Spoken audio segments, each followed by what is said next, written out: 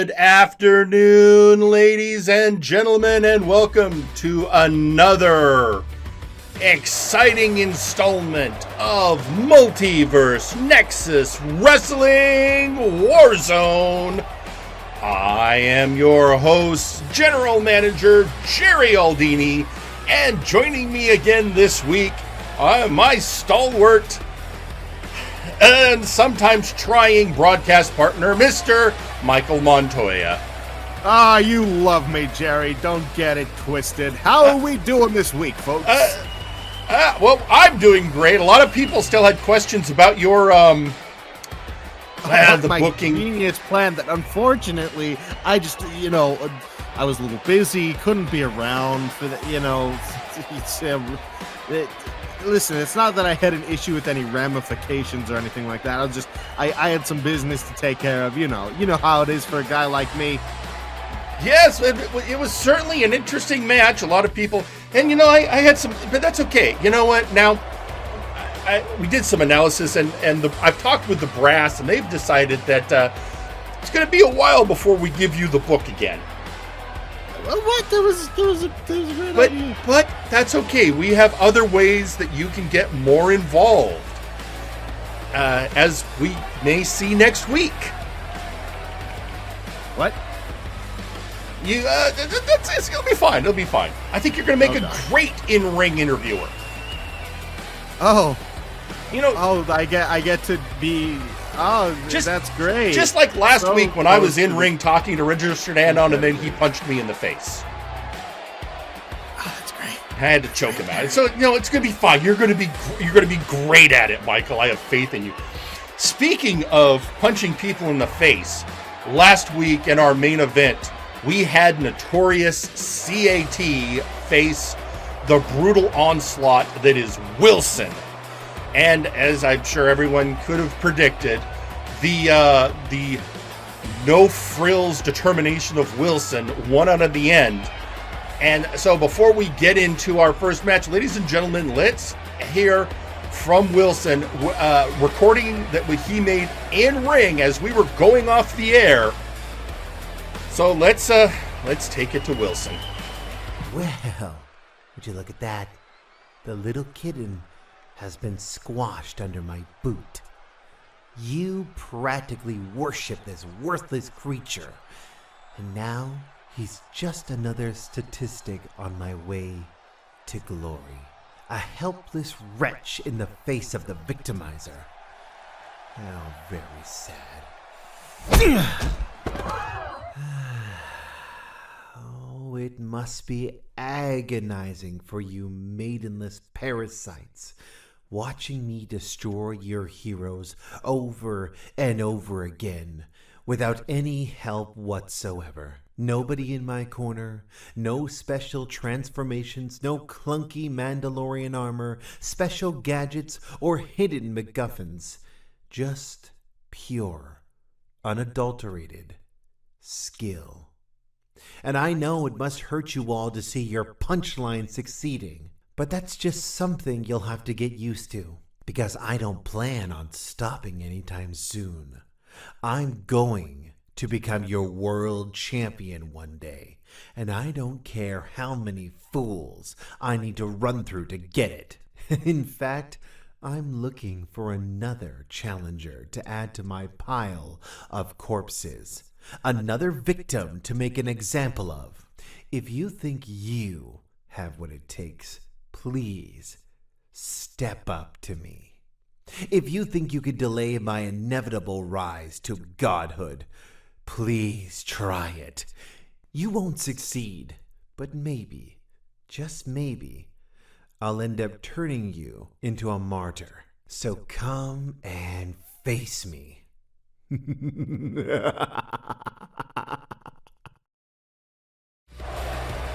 You used to be friends with him, right? Yeah, we used to hang out together all the time. Don't remind me, Jerry. Better days. It's okay. It's okay. And tweeting out on social media, we are hearing from Mr. Butler. We here at Kupo wish Notorious CAT a swift and safe recovery. Mr. Butler, who, by the way, challenged his partner, Nakano Kirishima, to a training match. Unfortunately, due to scheduling issues, that match will be taking place next week. So, but in the meantime, that's okay. We will be hearing from Blood Money later today. But in the meantime, with all of that exciting news, we're a wrestling show, so we need to get into our first match, and you know what it is as well as I do, Michael. It's time for our patented MNW Showcase. Ladies and gentlemen, it is time for some multi-man action in our 8-man showcase. I think it's time to head down to ringside, don't you, Jerry? I think you're right. The following match is an 8-man showcase match. Introducing first,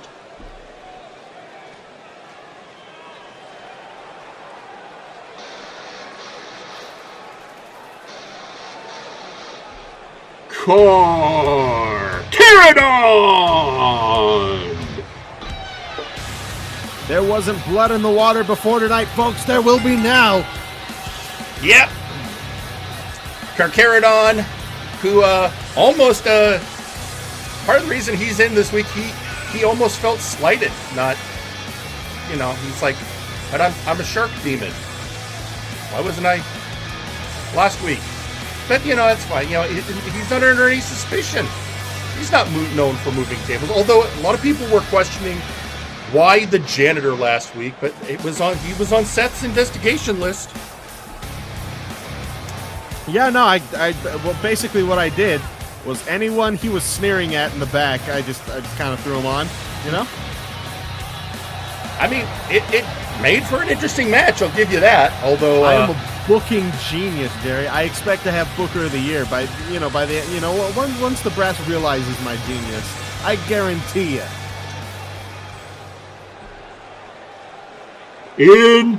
Introducing second.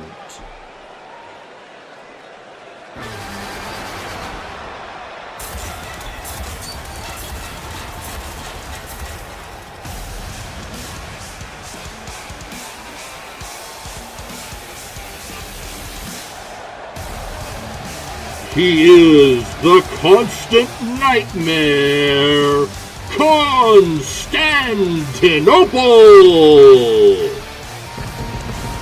The constant nightmare, folks. Formerly, one half of the Turkish delights, now twisted and deformed and risen and cut asunder by the warp itself. He has become something completely different. Yeah. And speaking on your thing, Beowulf tweeting out, I may have to have a talk with Seth one of these days as to why he's investigating me. My understanding is it's because you're a reincarnation, as Seth put it. Which I don't think Seth actually knows what that is.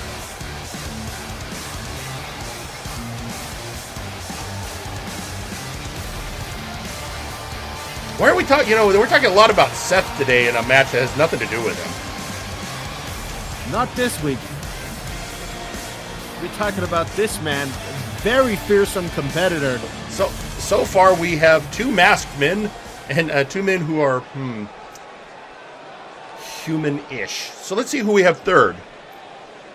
Introducing third.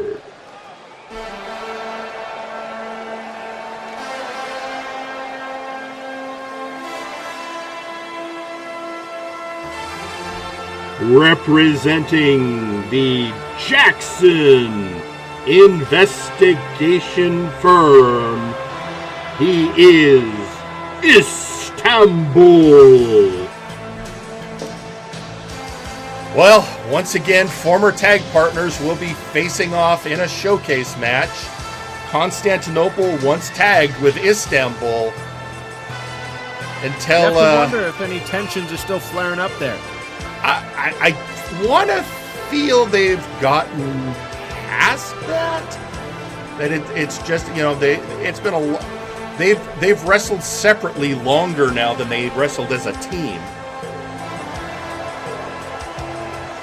We are hearing, I have heard that Seth Jackson has been interviewing for a third member of the firm, and he's narrowed it down. He's got a couple people he's looking at. Oh boy, more people to join the what's his peanut butter case? What's his? As I hear, the biggest issue is he's trying to get him to change his name to something starting with F. Ah. Huh. It's a theming thing.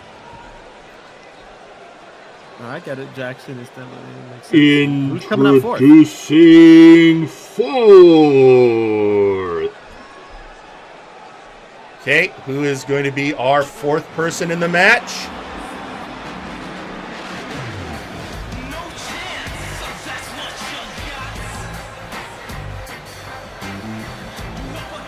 He is Juan Chaz.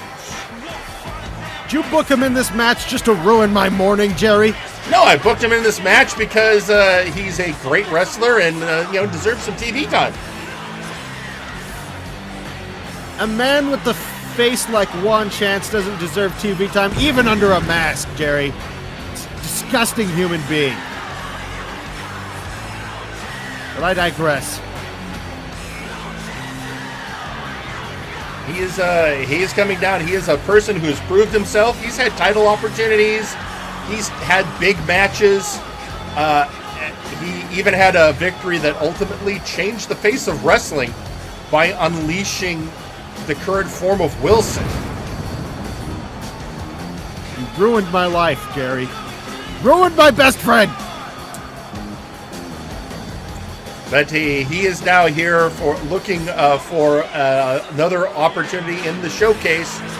Showcase victories can lead to great things. He'd love to get back into the title scene, especially with all the new champions we have. Oh, a little parasite like him would.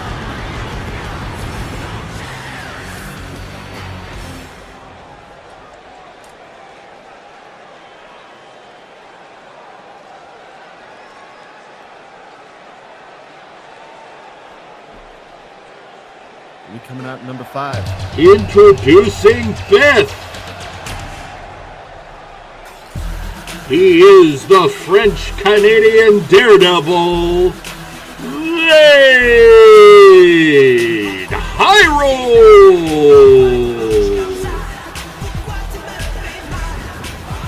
Okay, even you can't say anything bad about Lade. I of course I can't say anything bad about this man. All I have to say to him is, how's it going there, bud?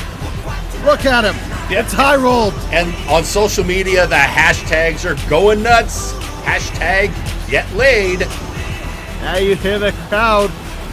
I want to get laid. Here he is. Lade Hireold, folks. The nicest man in the field of professional wrestling. Now, interesting, because he's coming off, his last match was against Constantinople, where Captain Quebec came out on top. So those two facing each other now in showcase action. Quebecois number 1. Introducing sixth. This will be our 6th man. As if I didn't already know.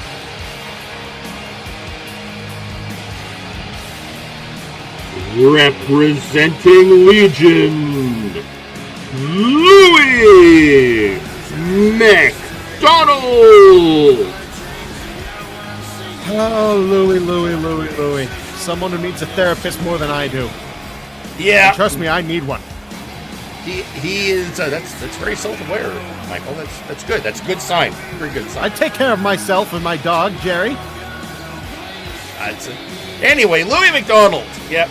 After last week, the match coming down to Exarchun and Earl King West, the other member of Legion coming out.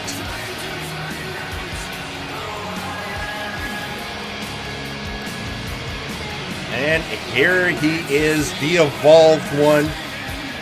This will be an interesting match because thus far, no one in this match that Louis McDonald has directly backstabbed. Which, as you think about it, is actually kind of a statistical anomaly because this man has screwed over so many people. So many people.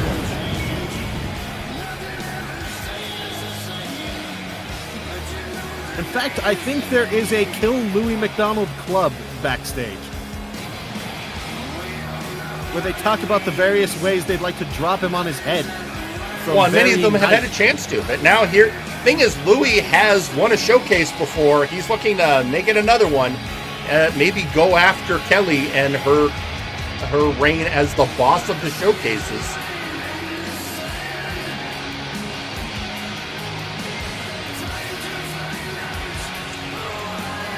Well, let's see if he can come out on top in this showcase.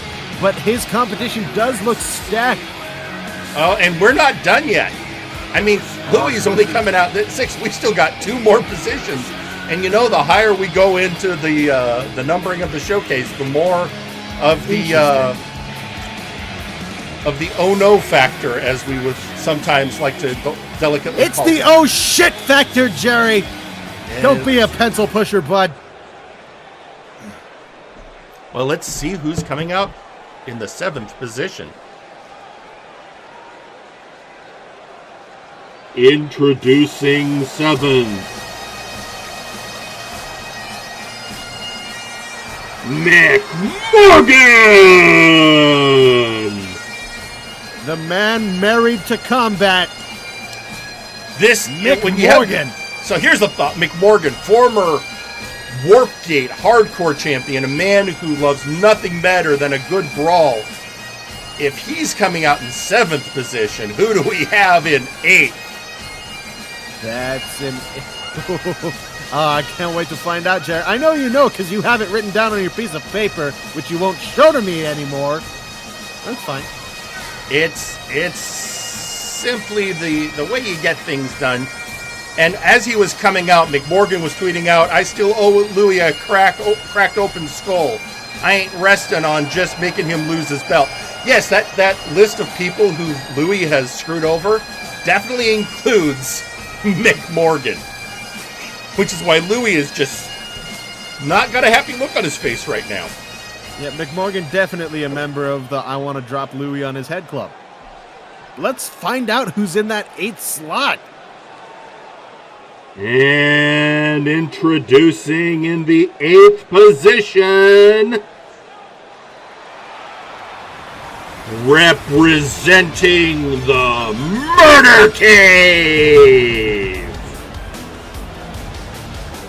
Chaz Lee! As I've said in the past, Jerry, oh shit. That is the sound of clean white shorts turning brown. Absolutely, Jerry. This is why you wear the brown pants to Multiverse Nexus Wrestling shows. Available in lobby, brown pants. And on our earlier point, tweeting out on social media, Graven, yes, the Kill Louis Club, conveniently located across the hallway from the I-Tapped Lucius Constantine Club. Let's not speak ill of those who are no longer with us. We don't know where Lucius is for sure, but considering he is actual wrestling Satan, I assume hell. Anyway, Wait, more that guy's importantly, name was crap, I it's thought his Chaz name was Lee, Lupin. Anyway. member of the Murder Cave,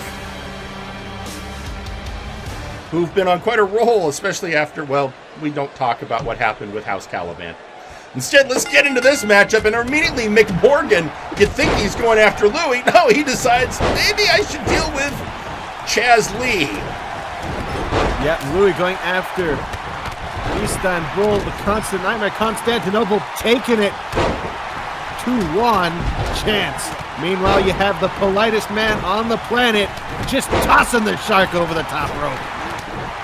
Yep, and I'm surprised we only have one group outside so far.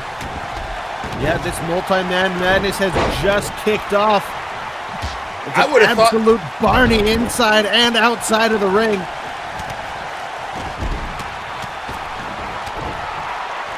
Can you imagine if McMorgan manages to eliminate Chaz Lee, or anyone manages to eliminate Chaz Lee? That is going to be, that's one of those dubious things of, oh no, by the way, we're getting a message from Dr. Grimm. It says, don't worry about where Lucius Constantine is. Oh. Right, because that's a message from that's Dr. Grimm's going to make me wonder not less. worrying. Oh, and McMorgan just dropping Chaz Lee onto those steel steps, bouncing his face off of it. Chaz Lee picks up McMorgan, delivering those right hands as penance for that. McMorgan's not done, though. Back in the ring. Meanwhile, on the outside, here over on the right, one chance, locking in. That side headlock on the constant nightmare. Breaks out of it, gets back up. Carcharodon from the top. Oh, again, I think there's a with a jawbreaker. I think there's a recognition that anytime there's a Murder Cave member in a match, he's probably the most dangerous person in the ring. Hitting him with that beautiful shooting star press, sending Chaz Lee over the top rope. McMorgan now occupied. Meanwhile, Istanbul. Constantinople, 1, 2, 3. Oh, first elimination. First elimination. One chance. Get him out of here, you mediocre hack. Been eliminated. Well, the first elimination, and I'm sure it's one that makes you happy. Oh, absolutely, Jerry. I love sticking it to people who deserve it, and someone who deserves getting stuck to is one chance. Hireold sent to the outside as well as Chaz Lee. Carcharodon close behind. Meanwhile, you have the Scotsman and the Turk going at it in the ring. Well, and what you have here, just a 1 count on McMorgan. Well, one of the things you have to also acknowledge is simply the fact that we're now in the uneven numbers portion of our matchup, and that is... Yeah, when you have competitors floating around. Oh my God! McMorgan has been eliminated! McMorgan has been eliminated! Istanbul showing off that power! Chaz Lee has been eliminated! It's the year of the rookie, it seems! My God! And Chaz Lee eliminated by Carcharodon. Hopefully that's... He did take a moment to kick Carcharodon into the head walking out. So take from that what you will. Just the absolute silent anger on Chaz Lee, terrifying. Meanwhile, we got Hireold in the ring. And that torture rack position, and down by Louis McDonald. And Hireold manages to kick out. Again, Louis McDonald, the only person in this matchup that currently has a previous showcase victory. If he wins, he goes to 2. Anyone else, it'll be their first showcase win. Istanbul being a pure powerhouse in this match so far. Now dealing with his former tag partner.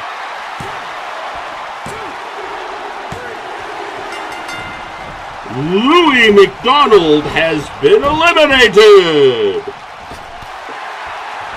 And now, Hireold in rapid succession, we are now down to the final 4. And whoever wins this, it will be their first victory in a showcase match. The very concept of a shark itself going after the very concept of a Canadian.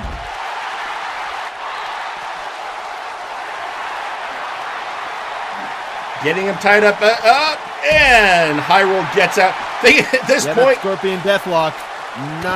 This is now a ramp match. Everyone has gone, screw the ring.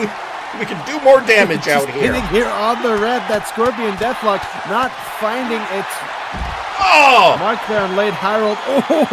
Reverse head scissors takedown by the constant nightmare on his former tag partner. To get back to his feet. Maybe there is some animosity. Raking his eyes. McCheese breaking out of that. Back elbow there from Istanbul to Constantinople. Meanwhile, doesn't look good for Carcharodon. Oh, just that power of the punch. 1, 2. 1, 2, 3. Carcharodon has been eliminated. And then there were 3. And then there were 3 big meaty boys slapping meat. Here they are. And it looks like we've got a bit of a team-up right now by Istanbul and Lade Hireold on the Constantinople. I guess neither of them takes too kindly to creatures of the warp. Well, also, Constantinople is a bit rude. Ref, come on! Ref! Ref needs to drop his head. Ref! He's broken. What's happening? Wait a minute. What the hell's going on here? Somebody jump the guardrail and kick him in the ass or something. Hang on a second. Oh, dear Lord.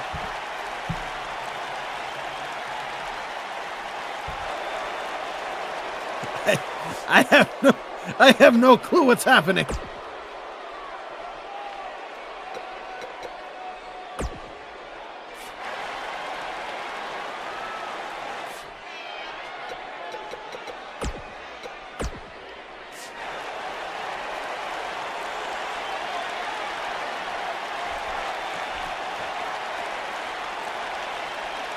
So, I don't know. It's Istanbul breaking up the pin. Istanbul basically smacking the ref, going, "Wake up!"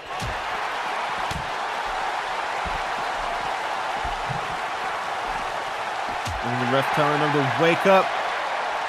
Lade Hireold getting a big headbutt there from Istanbul.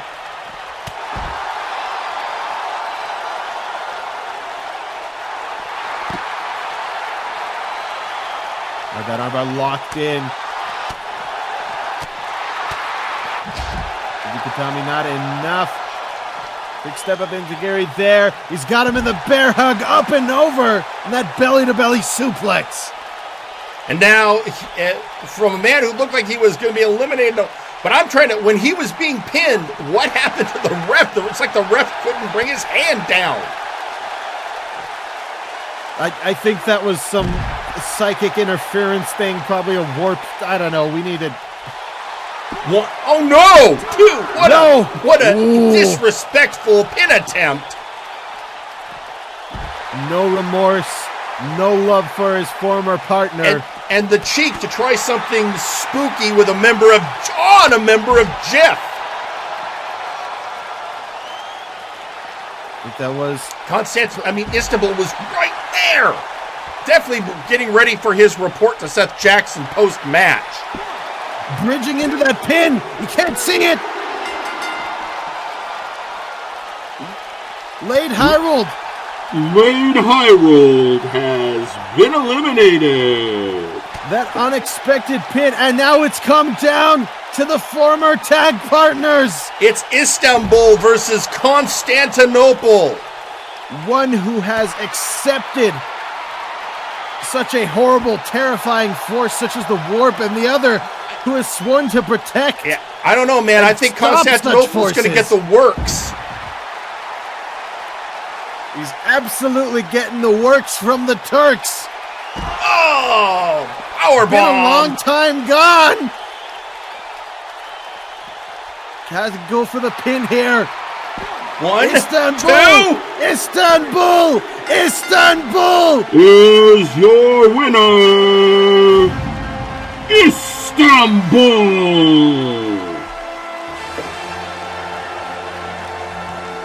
Well, they might be giants, but Istanbul is your winner of this showcase match. And, you know, fun fact, a previous showcase winner was Seth Jackson. So now both members of the Jackson investigation firm have a win.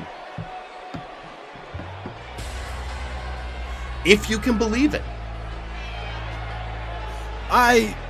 The only reason I do believe it is because I saw it, Jerry. That is a good way to look at it. So we have so many things going on, but really quick, as we spoke last week, the showcase match was won by the Sith Lord Exar Kun. And we're going to hear from him in just a moment. But first, McMorgan tweeting out, "Good fight, even if it's a loss. Let it be a message. I don't care about your infamy. I'm not intimidated by reputation or team." That is our former Warpgate Hardcore champion, and again, a man who likes a good fight, McMorgan. I bet he was just salivating, thinking about fighting. Got a little caught up in the moment. And apparently, just as he got backstage, we got a tweet from Constantinople.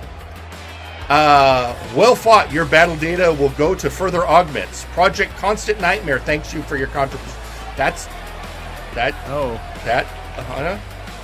Oh no. You know what? Oh. Before it gets any spookier, why don't we go hear from... I think what will make us feel better is hearing from the Sith. Let's go listen to XR Code. Yeah, let's go from one scary thing to another. Michael Montoya, your booking methods intrigue me. Did you expect me to focus solely on the investigator? No. I have larger wars to wage. Although, I suppose I should thank you. You reunited me with my former family. Fear strikes. I bear no ill will. We have had our battles, and he has broken his chains. I do not hate him, and would be glad to fight him again. However, I despise Storyteller. You brought Dr. Grimm into my family. You started the beginning of the end of the Faces of Fear. I fought with you. I bled with you. I was your leader, your champion. And you repaid me by walking away. When Grimm took my eye, you looked the other way.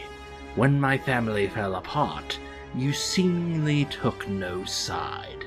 Now, I've given my regards to the good doctor, but I haven't yet gone to war with you.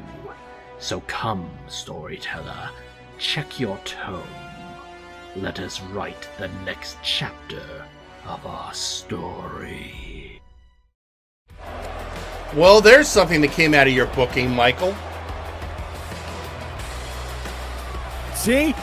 Multiple good things have come out of that match. It's Exar Kun declaring war against the Storyteller. Hashtag Michael for Booker of the Year. You know what? There's other things going on. You know what? There are things going on that have to be addressed, and there's only one way it can properly be addressed. Ladies and gentlemen, hold on for a second. I'm heading down to ringside. What? Okay, there goes Jerry. You got the booth. I'll be back. Oh, okay.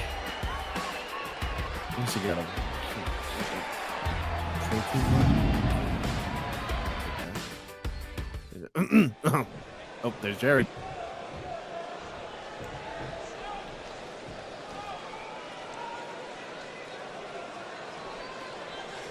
Good afternoon, Multiverse. Are you enjoying the show so far? We have a great time putting it on. I gotta tell you, I love working here in MNW. I love the competition. I love the performers.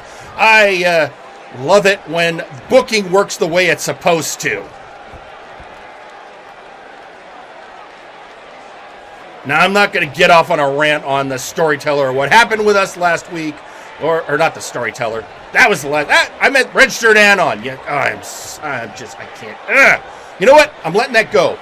I have important announcements to give you because we have a lot of new champions. That's right. Now, we've got Sir McCheese with our Big Oof champion, but the Big Oof belt, well, folks, remember, Big Oof belts are open challenge. So at some point, somebody's going to challenge the Storyteller. And of course, we already know who Zacko Duo is going to be facing with Big Papa Plutonium being number 1 contender, but that leaves me with a conundrum. I need challengers for the Nexus Titan Championship, for the Tag Champions, but oh, wait, I got something else to announce. Folks, this is going to be a big one. You're going to love it.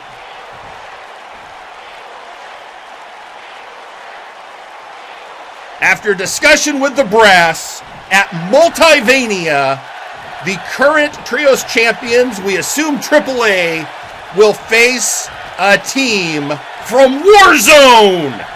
So we are going to be having a Warzone Trios tournament to determine who will face for that belt. So get your teams together, folks. It's time to figure out who's going to be going and seeing if they can bring the Trios belts back to Warzone where they originated. And in the meantime, I'll be setting up another tournament to face Kane for the Nexus Titan Championship. So everyone who wants to throw your hat in the ring, let us know. And there you have it. Straight from the horse's mouth, a Trios tournament to end all Trios tournaments over here on Warzone. Yeah, that's right. There will be a sign-up sheet. Talk to Pete. Jerry, I don't know what happened to the protein bar, but it's gone. Everyone gets really excited. So yeah, if you're part of a trio here on Warzone, now would be a good time to step up, because it is going to be time. Multivania, a team from Warzone, will be facing AAA. I assume it'll still be AAA. They seem to hold. I don't know who else is going to be going up for those belts right now. So somebody here needs to fight a chicken, a bull, and a. It was the fox, right? Yeah. Yeah. Don't forget to mention that the chicken is risen. That's a rabbit thing. Let him have his thing. Meanwhile, tweeting out on social media, the janitor is tweeting, Seth, while I am hurt you had me on your list of suspects, I am willing to help you. Janitors see and hear a lot of things during their work. Oh, again, the janitor, such a stand-up guy. And really, I mean, don't you feel comfortable in our restroom facilities being so nice and clean and just, you know? They are very clean. I will give them that. It makes one comfortable. And we will be hearing a little bit later from the Storyteller about his big oof one. In the meantime, so now, Michael, you left the arena rather early last week, like before the showcase match even started. I had some business to take care of. It's fine. So you may have missed the big announcement from Registered Anon before he, before he decided to attack me viciously in the middle of the ring. I heard you got into a little bit of a scuffle. I just figured, someone else at the pensioner's home had, borrowed a record for too long or something like that. Now, it has been announced that we have several people taking on new administrative duties here on Warzone in MNW. It has been announced that in addition to HR Sawyer being in the HR department, that Forrest the Fortress Wade is now our head of finances. Gorewheel is the new head of legal. And the Doctor of Albanomics is your new head of merchandising. They got promotions? They got corporate spots? I want a corporate spot. What would your corporate spot be? Community outreach, Jerry. All right? That's Pete's People job. love me. What? That's Pete's job. Oh. Pete can work in a mailroom or something. I don't know.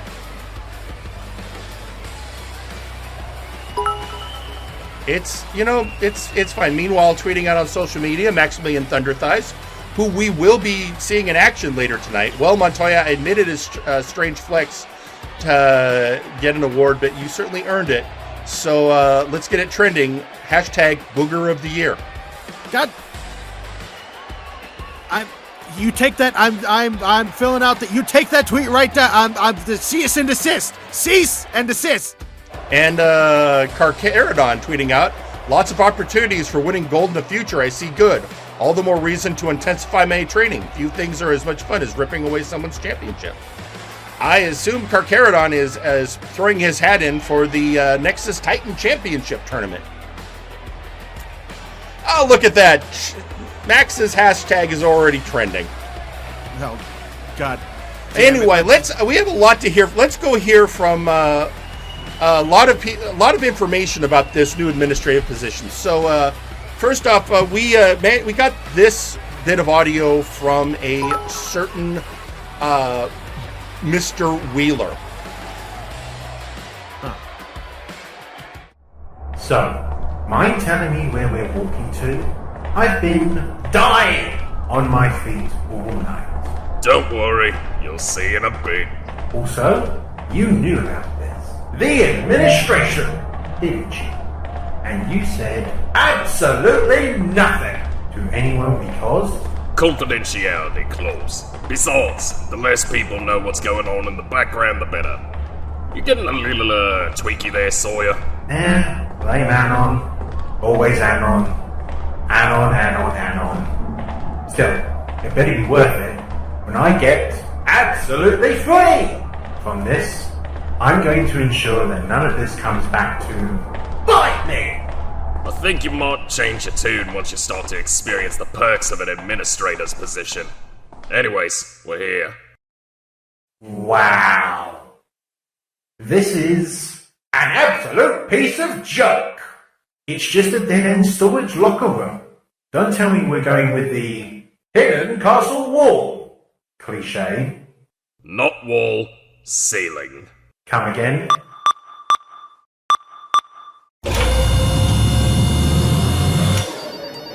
Holy. Sweet sky there, honey. USB stick. How has no one noticed this man in black stick? I have access to hundreds of detailed maps of the entire facility, and this isn't on any of them. Does the murder cave or Ross know about this? If it were on a map, that would defeat the purpose of it remaining hidden, wouldn't it? And to answer the latter part, to a degree. Touché! And got it. Now, let's get you ready for the meeting. We got a lot of work ahead of us, and even more projects that are gonna need streamlined, especially now that things are heating up on the road to Multivania. Alrighty then! And the first thing on the docket? You're starting with this. Oh, this. These parameters are fully acceptable. Let's do this! Ay, ay, ay, ay.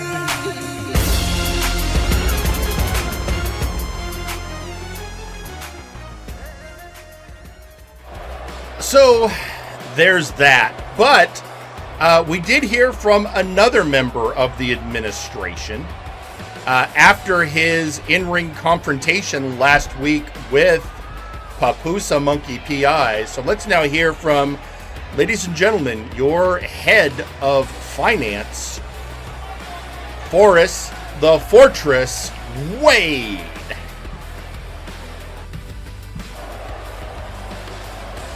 How has no one noticed this man in black shtick?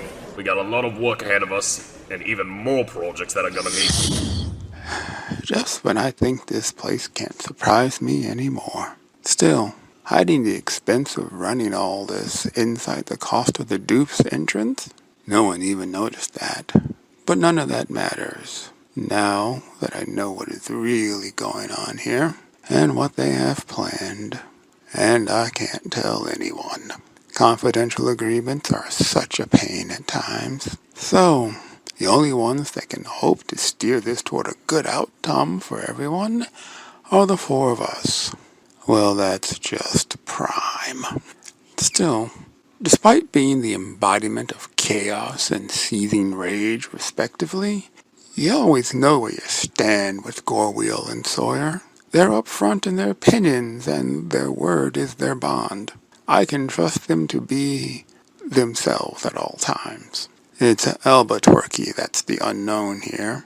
Personal feelings aside, I've no clue what goes on inside his head, or what his endgame plan is. All I know is to do what I can. No matter what comes or what they throw at me, I have to stay focused on task. And Mr. Wade. yes, Norman? Your assistants are here. My what? Yes. Mr. Anon handpicked them for you. He said he searched a very particular universe to find them for you. I see. Right this way, ladies. No doubt he got some funkies to keep an eye on me to try to keep me out of the way. No matter.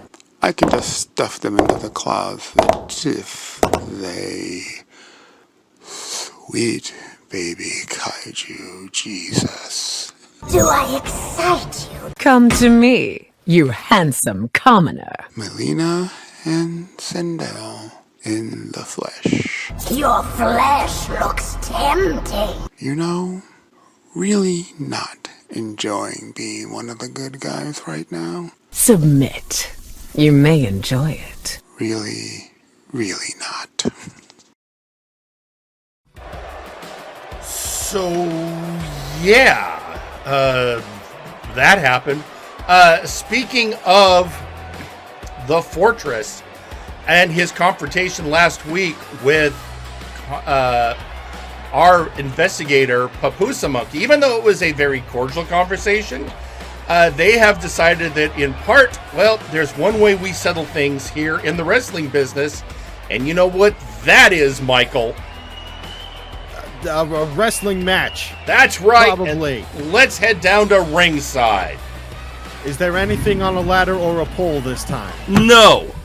No, okay, it's just good. Well, you'll see. Ladies and gentlemen, the following is a tag team match scheduled for one fall.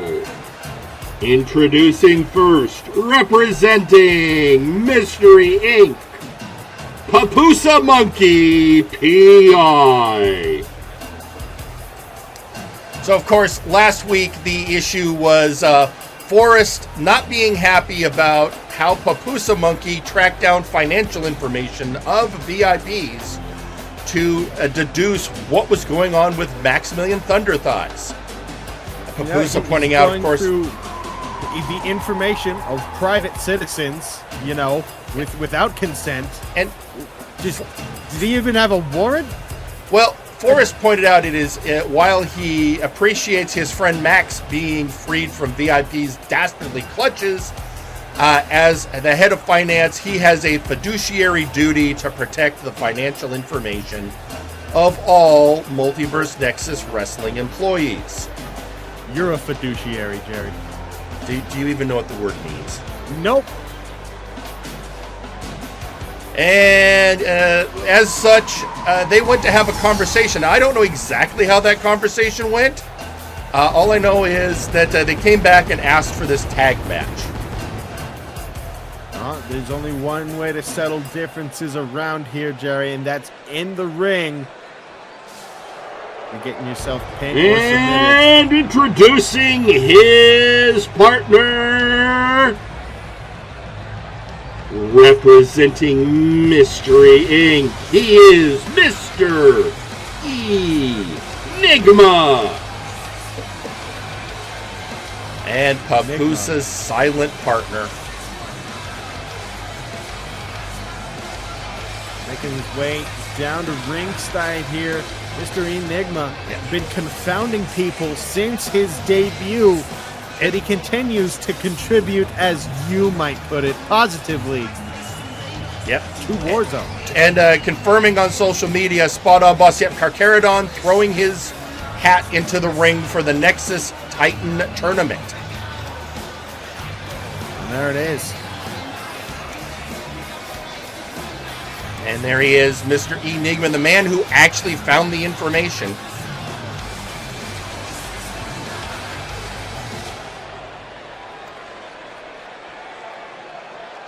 And introducing their opponents, Absolute Washington and Forrest the Fortress Wade, the Absolute Units! Definitely a fan favorite making their ways down to the ring here. That is true. And, it's interesting. I suppose Forrest has time on his hands now that tax season's over. Yeah, everyone's getting their return. I got mine. Just kidding. I didn't do the paperwork. Taxation is theft. You say that on the air where people, your words can be entered into a court of law. Oh, please, people don't have information about me. What do you think I wait until the wee hours of the morning to go home? Anyway, here we go. It's going to start. It's interesting. Papusa and Washington are starting out. Starting out, perhaps to maybe have a few words to look each other in the eye with the strength of Papusa. Yeah. Now, another interesting point. Despite the fact that this match was asked for due to apparently something to do with the conversation that the two had, this also... I have to look at these guys going, I need to figure out who's going to be the top tag team to face the All Odds for the Unified Tag Team Championship belts. Definitely a big part of this, starting it out with a beautiful hammerlock into the throw. Now tagging in Mr. Enigma, working over that arm, continuing on the work of Papusa. Good early use of a tag there. Keeping this match in the middle of the ring, going up and over to the jawbreaker. Enigma on Absolute Washington now working over that leg, sitting out on that knee, trying to cause some cartilage damage there. And out, working on the fingers. Stomping on the fingers, just trying to slow down and completely just obliterate the offense of Absolute Washington. I mean, that's always a good, you want to slow a man like Washington down. But here's the thing about the units. They are all, if I had to describe the units in one word, that word would be powerhouses. And Enigma, while obviously also a beefy boy, shall we say. He powerbombed that time. Yeah, great powerbomb by the Absolute Washington, master of hair care. Definitely frazzled Enigma. Bringing him over to the red corner and tagging in the Fortress. The tax man cometh. Oh, reversed by Enigma.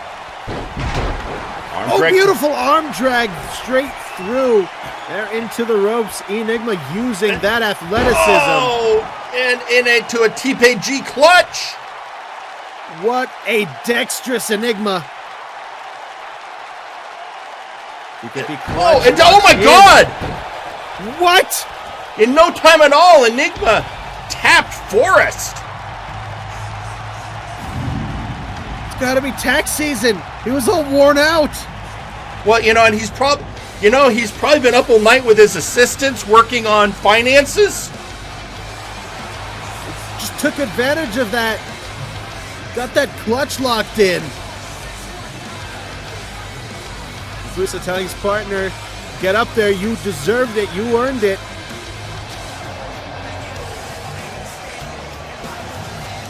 I am shocked, Michael. I am shocked at how quickly that match ended. I think that again show the deceptive power of Mr. Enigma. We don't know anything about the man. And part of that, it can be, I don't know that we really have a good idea of how powerful he actually is. Again, a complete mystery, an enigma, a cloudy orb, if you will. Well, not someone we know much about. Meanwhile, tweeting out on social media, Maximillian Thunderthighs saying, okay, I may have an open challenge, but next week I have a message for this new administration and who you've hired. This all screams of conspiracy. And in response, we hear from Gorewheel. First, Max, you've got a lot of work to finish, especially seeing how we're the ones dealing with your little hospital backlash. So best keep your words polite and appropriate. Which, of course, Max responded again. Big talk for a guy whose meat wagon is collecting dust while his administration suit is collecting extra cash. I'll uncover the truth, Mr. Wheeler. That's okay. Max.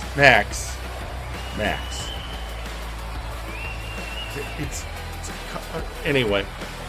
And also tweeting out on social media, Mr. Butler. Wait, did they just admit that the Deuce entrance was never draining the budget this entire time? You know what? I'm not sure that's an admission. I think they're just saying at this point the brass throwing up their hands, going, "Oh God, it's so expensive." I don't know. I'll have to discuss that with Eric Generickson next time we talk. You know what? That's fine. In the meantime, there is so much insanity, so much craziness going out. As for a matter of fact, we're hearing right now from Sir Unkley Dunk. The trios belts, eh? Perhaps it's time to get Nakano and Butler some gold around their waists.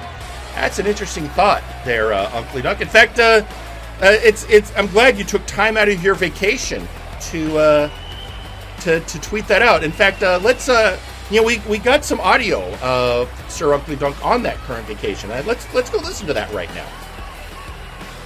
I'd love to. You know, I think this is exactly what I needed. A nice, long break from the ring to take some time to relax. No matches to worry about, no worrying about managing blood money, no titles or anything. Let Nakano and Butler enjoy their time in the match. I'm just going to enjoy this little time off I've had.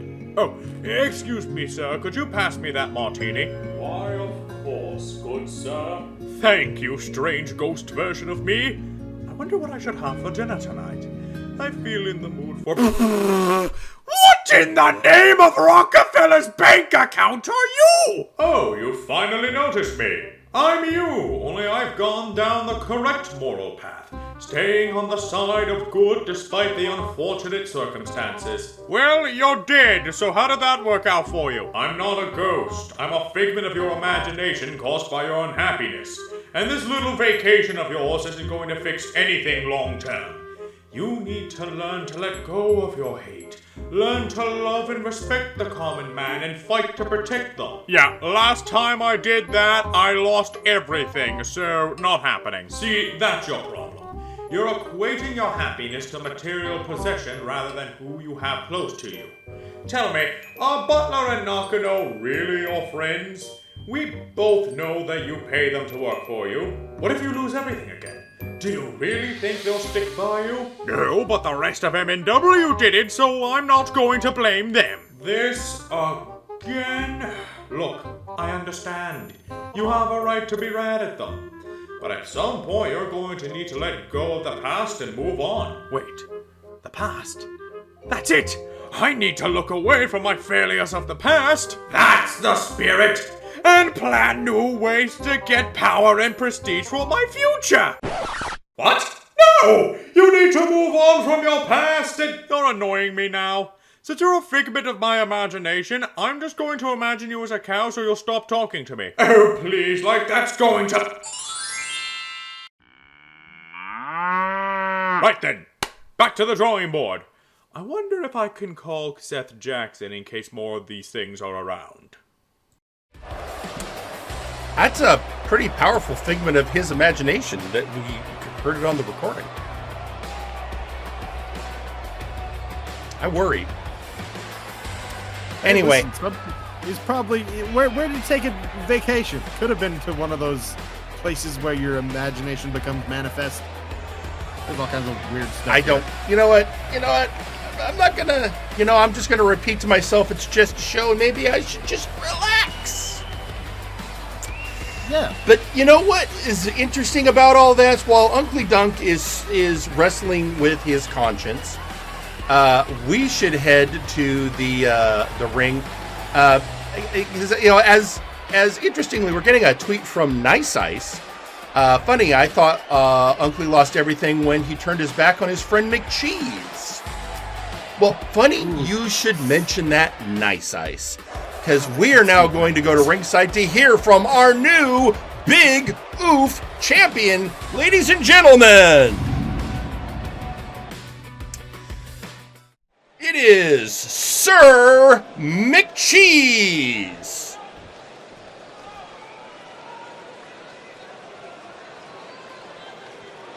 How's it going, folks? I'm so glad to be here, and I am so glad that I put in the work and the dedication and got that gold around my waist. It's something that I feel I needed as a person. Sometimes we all just need a little bit of validation to prove to ourselves that we can be the Gouda boys and girls that I know we all can be. But we can't all do it alone. I certainly know that I didn't do it alone. I did it with the help of friends. And one of those friends who I'd like to thank is, of course, the janitor. Can we say the other thing?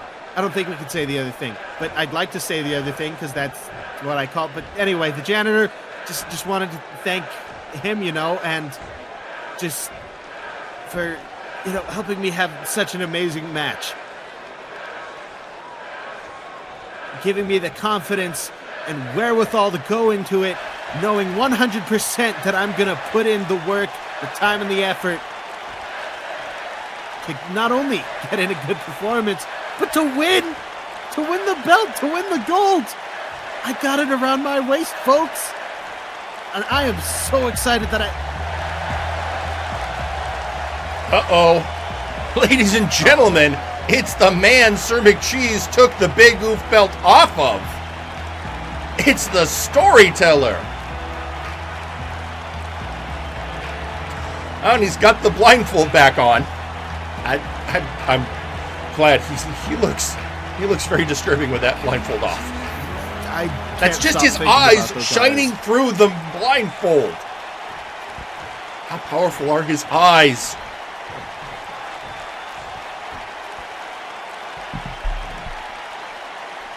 Ah, Sir McCheese. Sit a while and listen, for I have a story to tell. It is a story of congratulations. You beat me fair and square. It was an excellent match, and you proved the better man. You are in truth the Gouda boy, and I congratulate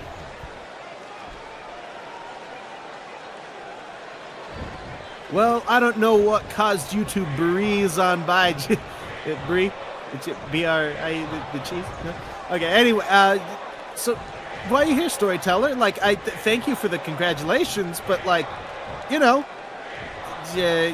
this like a rematch clause thing? You here to give me some sort of foreboding message because you're upset? Oh, McCheese, no, I'm not upset in the least. This is how the story must unfold. It was your time to win the belt, and well done. But I couldn't help noticing you were thanking the janitor. And I can see that he helped you, but did he help you or curse you?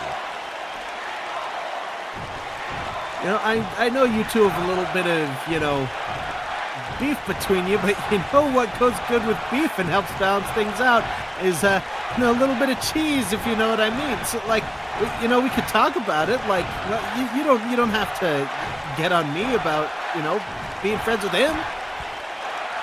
What's wrong with that? Oh, nothing. Except this. Sir McCheese, the Big Oof Championship is an open challenge belt. That means that anyone in the locker room can challenge you for the belt, and whoever comes to Aldini first gets a match. What? So are you here to tell me that you think the janitor's gonna turn on me and try to take the belt? Or are you here to tell me that you already went to the brass and asked them for a match? Listen, I'm fine with if my friend wants to challenge me. I'll have a good match with him. And I'm fine if you want to challenge me and have a good match with me. But why so cloak and dagger? Oh, it's simple. I don't want the belt, but somebody's going to come unexpectedly and face you, and you have to be ready for anything! Oh, well, he kicked him in the Goudas. I mean... Oh, there they go, folks! They go, indeed, and it's interesting, especially after XR Kun just called the Storyteller out, but he's focusing on McCheese. Poison Rana dropping the knee across the throat, McCheese making his way back to his feet. Big right hand! But I have to, is the Storyteller trying to sow dissension between McCheese and the janitor? The janitor would never betray McCheese, he sees him like a son. The machinations of the Storyteller never clear until they need to be, Jerry. I mean, anyone could go after that belt. He's right. No one... Oh, and a Lariat taking down the Gouda boy. And I think the Storyteller was just making a point, but still... Oh, that was spooky. But, I mean, it's true. It is an open challenge belt.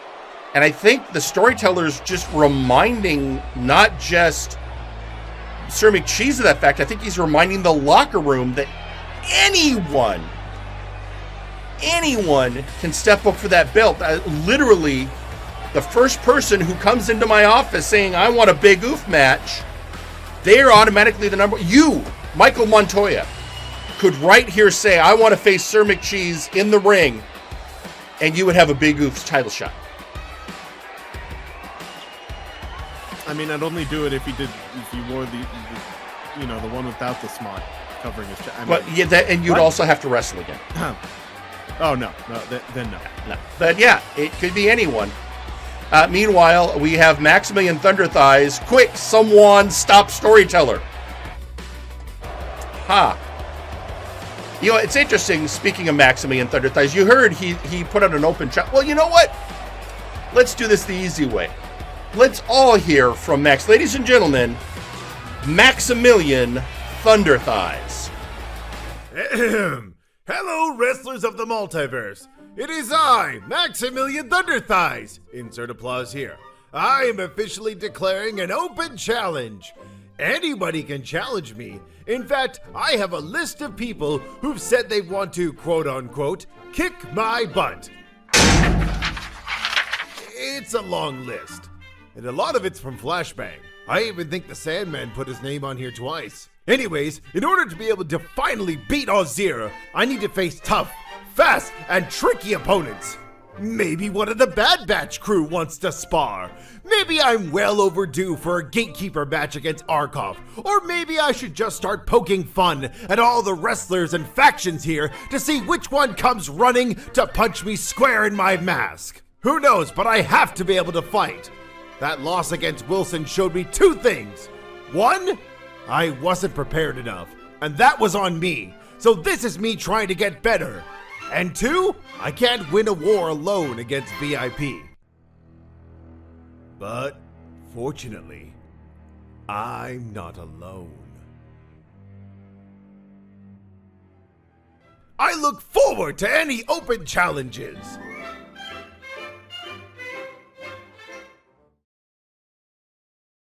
And there you have it. And of course you have Carcharodon tweeting out, if you're off airing, I wouldn't mind a fight, Max. Well, that's great, Carcharodon, but somebody has already picked up this challenge. And we're going to see that fight next. In fact, Michael, let's head down to ringside. I'm ready for some more wrestling action, Jerry. The following match is scheduled for one fall. Introducing first, Maximillian Thunderthighs. Ladies and gentlemen, feast your eyes upon the amalgamation of everything wrong with professional wrestling today, Maximillian Thunderthighs. Issuing an open challenge, just drawing more and more attention to himself. This man can't handle not being in the spotlight. What a Mick douchebag indeed. While I disagree with everything you just said, I'd like to focus on something from his promo when he said, "I'm not alone." I don't believe him. Max doesn't have friends. Actually, Max had a lot of friends working to get him under the yoke of VIP. A lot of people coming forth saying, "Max, we're your friends. We want to help you." Listen, people will do anything to slight VIP because they're jealous. They don't do anything to help Maximillian Thunderthighs. This man is unredeemable in my eyes and the eyes of many people on Reddit. Did you just quote Reddit? I've been on Reddit. There's some geniuses on there, Jerry. You should check it out. You know what? I'll pass. And introducing his opponent, Jaunt Tristam! The newest member of the Warzone locker room. And a very swell guy, an opulent man, a man with fine taste is Jaunt Tristam. He's suave. He's debonair. He's the epitome of a man who is suave and debonair. I mean, Faye from Firing Line recently interviewed him at his cabaret. Yeah, have you ever been to that cabaret? It's a very exclusive club. It is, and you know, right before he came out, he tweeted out.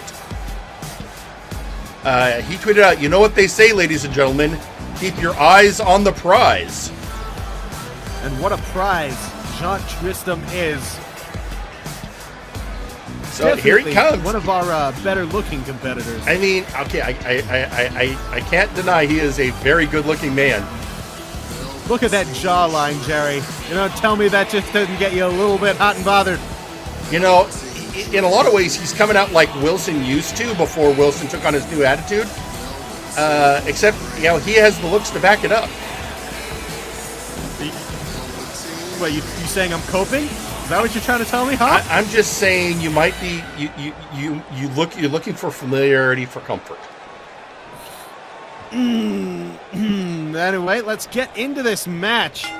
And they're off, and right off the bat, the rookie goes for a jab, but runs into the power of Maximillian. So Max recently put in a request to update the names of his moves. Oh? Yeah, which is fine, except he put in a request to name everything max damage. Oh, God damn it. So, you know. You know what? Fine, if he wants that. Max laying in the max damages. There he goes, hitting another max damage. And maximally damaging the back of Jaunt Tristam. Yeah, see, it's stupid. Yeah, I'm not going to do it. I mean, it was only for his signatures and his finishers, but still. I mean, he already has a move called the max damage. He just, as he said, as he put it in his note, it'll make Montoya's life easier. But going for the pin. You son of... That's fine. All right. Max currently in control of this match. The veteranship, no matter how stanky or unfounded it may be, is there. Maximillian Thunderthighs, plenty of experience between those ropes. And a belly-to-belly suplex. Dumping Jaunt on his head there in the middle of the ring. And, you know, Jaunt getting I think Max took a little too much time to play to the crowd. Yeah, looking for attention like Max always does. Oh, beautiful drop kick. Right. Mid-level drop kick. Straight into the abdomen. Jaunt to the outside. The size difference seems to be one of the main components in this match, and Max's current ability to stay in control right now. But again, great float over by the rookie. Yep, Jaunt beautiful Tristam. float over. Jaunt Tristam. The athleticism. I mean, the contender for Rookie of the Year at the Nexies. I mean, a swinging neckbreaker on the outside. Now, to be fair, we haven't had any other rookies this year so far. But it's coming, I'm sure. Oh! I'm sure we're going to see plenty of new competitors, but at the moment, Jaunt Tristam showing that he does not deserve to be ignored. Beautiful code red. 1, 2. And a kick out by Max.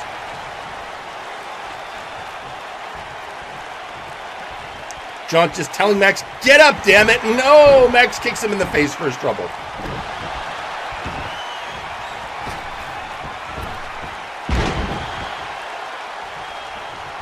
Then just a running frog splash and going for the pin again. 1, 2. Then a kick out at 2 by our cabaret man. Maximillian Thunderthighs going for the easy way out, just looking to use his massive girth. Try and flatten his opponents rather than using any sort of skill. Leg drop now. Going for the pin again. Across the sternum. 2. Not enough. Jaunt Tristam showing resiliency. Now he's wanting Jaunt to get up, and Jaunt responds with a jawbreaker. He got right up now. Let's see what's Jaunt doing. Sending him into the ropes here.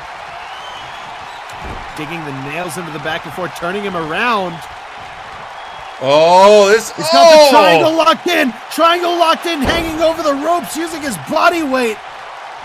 That is a great strategic maneuver on the part of Tristam. That would usually be a blood choke. But and another code red into the ropes. 1, 2. 2. Oh 3. my God, upset! Sending the back of Maximillian Thunderthighs head into the ropes. Knocking him for a loop. Jaunt Tristam takes the victory.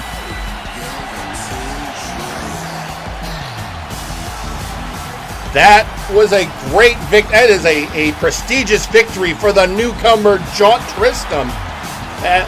Making his name here in MNW by taking on one of our top stars and emerging victorious. Max, not happy with his performance.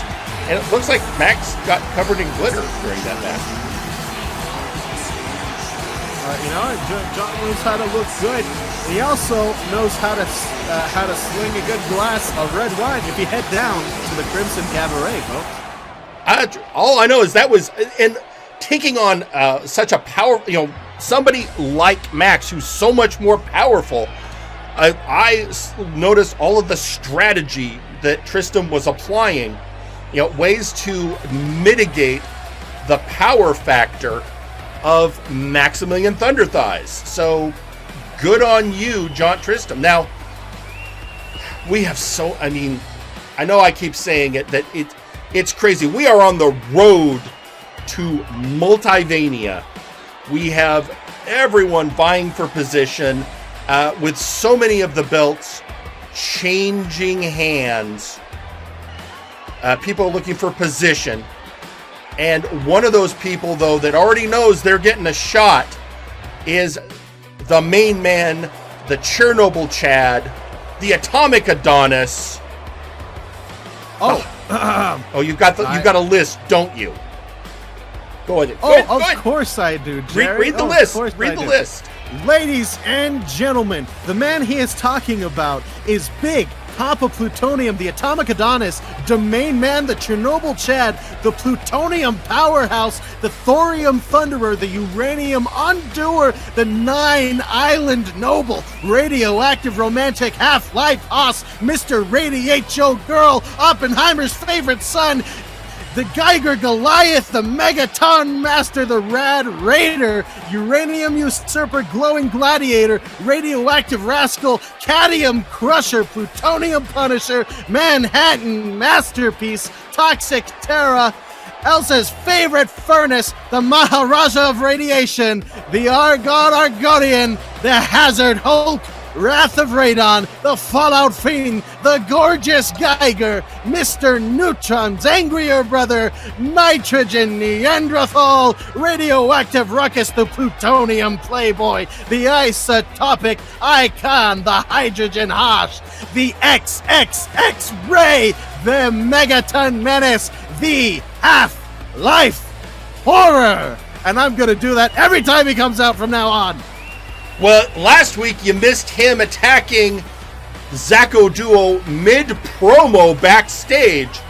And today, right here, right now, in the heart of the Multiversal Nexus, we are about to hear from the #1 contender for the Multiverse Heavyweight Championship, ladies and gentlemen, Big Papa Plutonium. I swear, MNW, the main man wakes up in a good mood.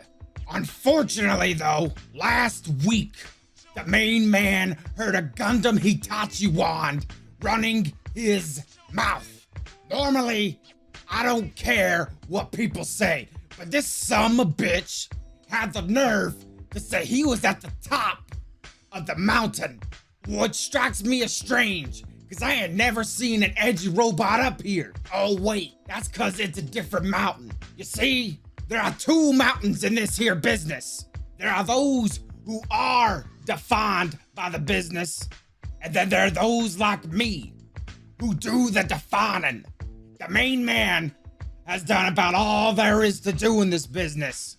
I've held titles. I've won titles. I've defined titles. I've been in factions. I've written songs. I've blown up buildings. I've fought the National Guard. I've had some of the best matches MNW has ever seen. I have built a legacy in this business. Nobody does it better than the main man. Nobody has done it better than the main man. I have whooped ass since day one.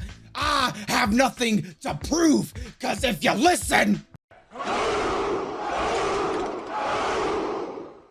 the entire world knows that I am the best. So listen up, Zacko Duo. The main man does what he wants, whenever he wants, and right now, I think he wants your title. So you better brace yourself, because the main man is going to be coming for you. And there you have it, ladies and gentlemen. The main man, Big Papa Plutonium. The Atomic Adonis declaring war on the current champion. And tweeting out on social media, oh God, it's a message from Dr. Grimm to Jaunt Tristam.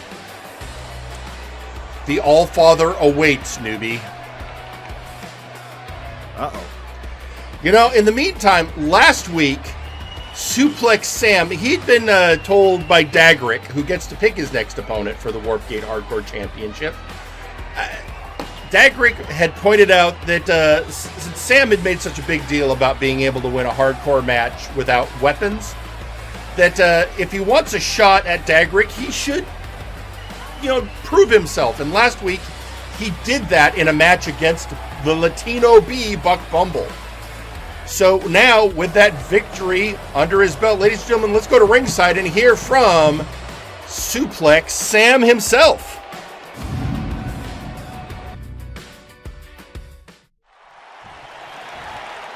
And there he is, ladies and gentlemen, Suplex Sam. How's it going, babes? I told you all, didn't I? I told you all that I was gonna go out there and die. was going to absolutely destroy whoever dared come out against Suplex Sam, the Suplex Express, alright? One half of the Suplex Express, one of the best wrestlers in this damn company, alright? Let me tell you,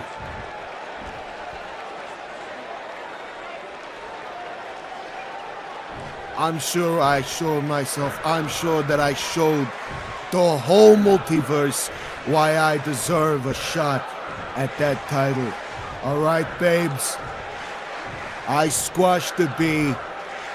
I did it without picking up a single piece of steel, and I will keep using that stipulation. For my name isn't Suplex Sam, and I am simply the perfect athlete.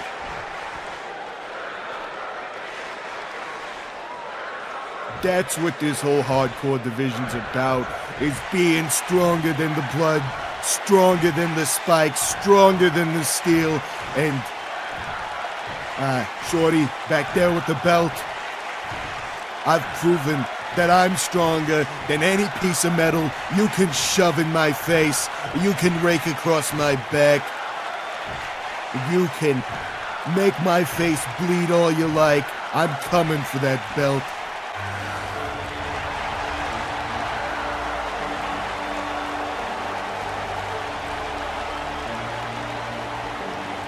Uh-oh.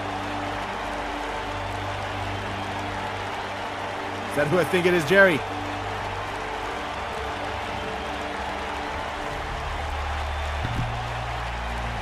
Here he comes, the current Warp Gate Hardcore Champion.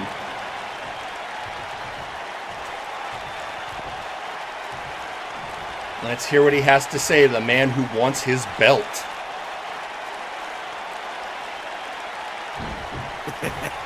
So you think you've done enough, have you?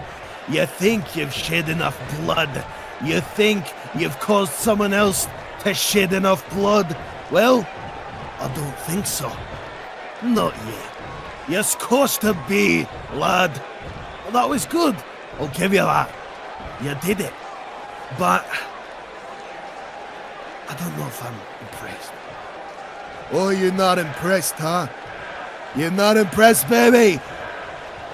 I expected you to come out here and say that because, you know what? You keep saying it. You keep pushing back the inevitable. Dag. Shorty, all right? You keep pushing it back. So my question for you is, you scared?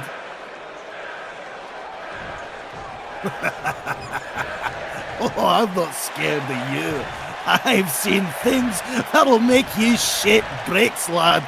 It's not gonna be fun for you when you and I get into the ring. And that's why I love this division, is I can torture whoever I like when they come after my belt. And if you think you're ready for this torture, you're not. That is absolute bullshit. You know the type of torture I've caused. You know what I've done, what I've seen. I can put the thumb screws on the best of them, dag. And there ain't nothing you can do about me coming for your little trinket of a belt and making the hardcore title my own. Ah, you see, now that's the spirit. That's the direction I want you to go. I want you to be thirsty for blood and gold and the halls of celebration. I want you to want them to sing your name for generations. But do you deserve it yet? That's what I'm not so sure about. Oh, I'm gonna show you that I deserve it, little man.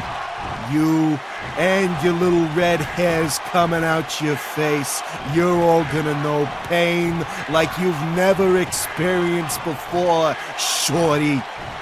So go ahead, throw a couple more competitors my way. I'll fold them in half without using chairs or bats or anything like that you love so much.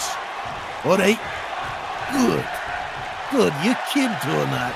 And if you fold someone like you say so confidently, you can prove yourself to me. Maybe just maybe, I'll fill up your cup with a little bit of what you're thirsty for. And that's my blood and my gold. So if you really want it, you better strive for it.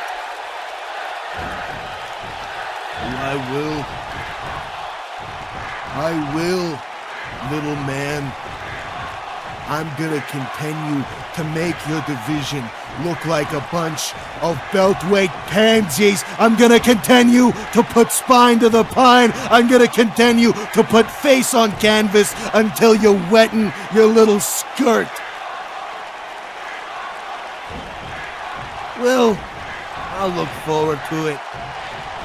But as a word of warning, once you get a taste of the pain, and once you understand what some people here can do, the amount of just absolute destruction that everyone else can put in, I think it might catch you by surprise, so you better work on that pain tolerance, Mr. Silicone Muscles.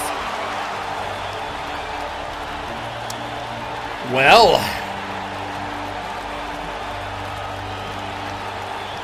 I guess we see where that's going. So Dagarik telling Suplex Sam he's got a ways to go before he earns that title shot. Suplex Sam, though, seems to be, if nothing, up for the challenge. I will say he has nothing but confidence. Well, there's so much. It is, as I've been saying, it is a crazy night. Half the time, I don't know what's going on. It is so much. With that, ladies and gentlemen, it's time for us to now take a short commercial break. And when we come back, we are going to see a match that was set up in the ring last week. We are going to see the former members of Lucha on the Rocks face each other. That's right, ladies and gentlemen, after the break, it is Glacirus versus Bart Ender.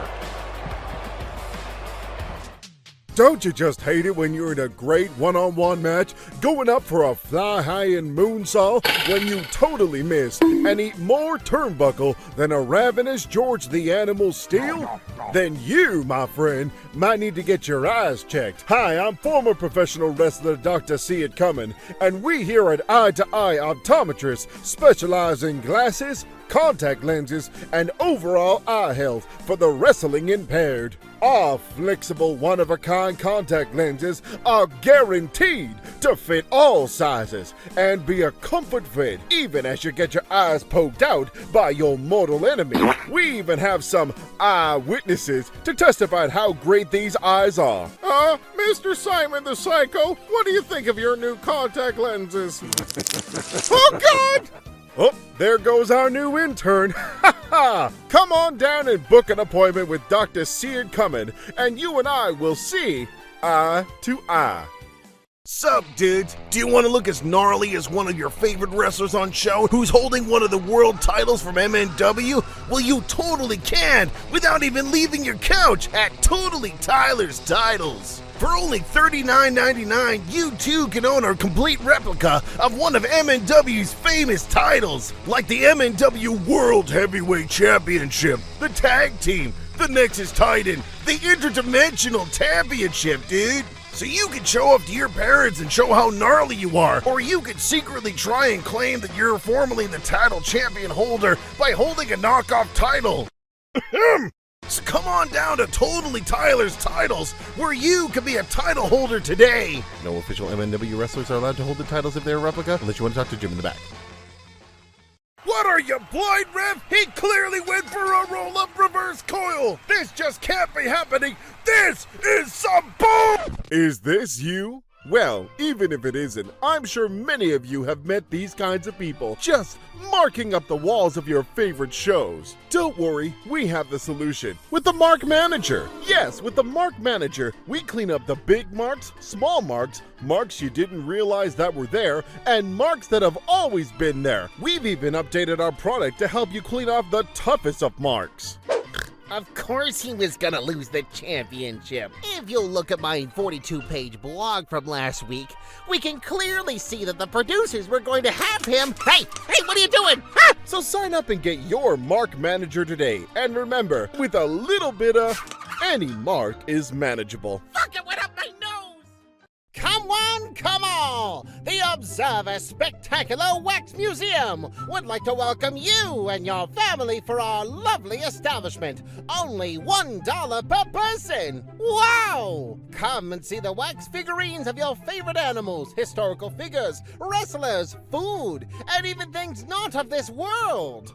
All of the Observer Spectacular Wax Museum displays are totally made of wax and are not made of unwilling subjects. So come on down and see the spectacular sights for yourself. Note that all the wax figurines are all wax, nothing but wax, but they totally are not people we kidnapped to try to leech money off of them and made them back to life. They're just made of wax. Hey baby, it's me, Suplex Sam, and I'm here to tell you about my brand new experience, baby. On the Suplex Express, we're serving up hot dishes and hot meals for all your homies. It's time for Suplex Sam, the soup made for me, baby. Sam I am. Tired of your lunches being soupless? Don't worry, baby. Suplex Sam's got you covered. We got all the flavors. Wonton Wilson's, the beef drippings, the Doctor of Alphagetti, and the VI Pheromone. And of course, the signature soup, the Plex. So you can have your Suplex any day, anytime with yours truly, baby. So come on down to the Suplex Express and get yourself a can of Suplex Sam. Are your Hebes and Jeebies? Are your ants in your pants? Do you get the butterflies in your stomach when you have to go up against a 400-pound, muscle-bound murder man who's trying to beat you in the ring? Don't worry, we have the solution for you. From the makers of the laxative product Let It Go comes the anti-anxiety medication Fuck It All. That's right, with a big old scoop of Fuck It All, you too can get yourself relaxed before any situation. Hand-picked and freshly squeezed from the teats of Tibetan relaxation monks. It comes with absolutely no long-term side effects. No, not at all. Yes, the anti-anxiety can make you stand up and say, fuck it all. Warning, this product may contain extreme doses of caffeine and methamphetamine. If consumed by more than one human, those 2 humans may or may not cause to duel or explode. And this product is dairy-free. High Flyer Airlines is the leading air carrier for all professional wrestling. We customized our planes to fit the biggest of egos.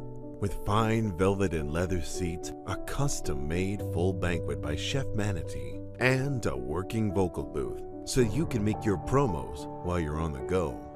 Wait a minute, this isn't a bathroom! High Flyer Airlines. We're leading the air in wrestling care. I'm stuck inside the booth!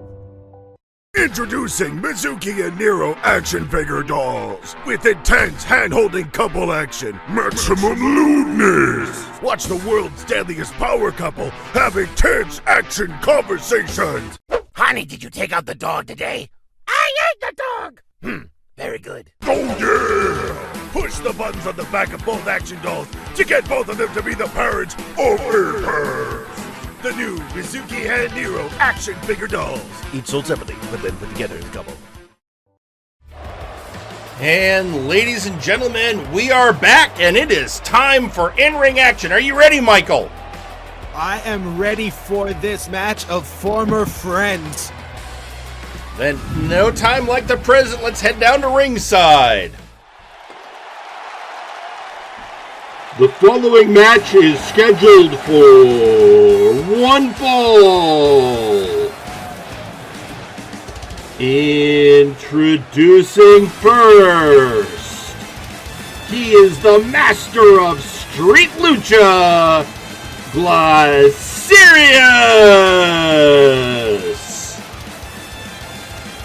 And here he is, man who is can get so cold he actually freezes gravity. Wow. We've seen it more than once. We've seen him cause levitation of himself and others. That's the legend of Glacirus. But we ask him not to because that's a violation of our rules and could lead to a Seth Jackson investigation. But meanwhile, also, as we said, the master of Street Lucha, and not happy with his former tag partner, Bart Ender. 2 weeks ago, they faced each other in ring, and now we're seeing the fallout. And introducing his opponent, Bart Ender. And this man's still working the bar at Omega Pub, might I add. But despite the faction meltdown that seems to be constantly happening, at least in these recent weeks here on Warzone. Well, it was his stated goal to end Nakama worldwide, and he did. You know, was the last member standing, as it were, and Glacirus has accused him of becoming Rudo, which, for those of you who don't know, is in Mexico what they call their heel wrestlers. Rudo villain, someone who is... Oh, and Master of Street Lucha out of the gate! Accused this man of being corrupt of heart, of being evil, of having ill intentions. That is a heated debate amongst our biggest fans here. Is the dissolution of Nakama worldwide, if they should have held on to the ashes and clutched on as hard as they could, or if this dissolution was the right solution to the issues currently going on. Oh my God! Tilt well into that. Beautiful head scissors takedown going around the world, showing off that athleticism. Again, he is a master lucha, is Glacirus, and he is still wearing the colors of Lucha on the Rocks, their former faction. I almost feel like that is a message he is sending to Bart. Trying to show Bart that blood is thicker than water. Unfortunately, just like the drinks at Omega Pub, Bart seems to have been watering down his feelings about his friends. And it hurts to see these two. They had a great run as trios champions along with the recently retired Alpha Kong. They were tag champions together. And now here they are. Definitely seems that against more each bitter other. heads have prevailed, exactly. Yeah. And of course, Nakama Worldwide, you know, a faction that so many members of the roster have been part of. At one time, Lade Hireold, Yakiniku Party, Depth Charge, Power Surge, Suplex Sam and Devin, all members at one point or another of Nakama Worldwide. Oh, speaking of which, that's Nakama Worldwide's theme music. Yeah, hit that dragon shoot. Wait, we're not going to see Trash Man Jones, are we? No, it's Power Surge! Power Surge! Double underhook. Spinning him out to drive there. Having a message for his former mentor and partner who left him out to dry. Just appearing out of nowhere, now going for the pin. 1, 2. I was, you know, for a minute there, I was like, are we going to see Trashman Jones? Last I heard, he was in Calgary, Alberta, Canada. When he was leaving and I was coming back in, that's the only time I've ever heard Trashman Jones' voice. I saw his shadow on. He's a massive man, and I am afraid. I don't want him here. Don't worry. The mohawk makes him look taller than he is. Is a mohawk? I just thought he had a really big head. No. It's his hair. It's the clown blow. Okay, I've only ever seen his silhouette. Yeah, he is the clown walker. But you know what? He's not here. Oh my God! Oh, did you see how? That's beautiful air there on that spinning heel kick up and over, bringing that heel down like an axe. Is Bart Ender showing off not just his athleticism, but his technical skill now, something that might be the crux of the match for someone like Glacirus, who has all the speed and style and acrobatics, but just the technical skill and knowledge of professional wrestling may give it to Bart Ender, in my opinion.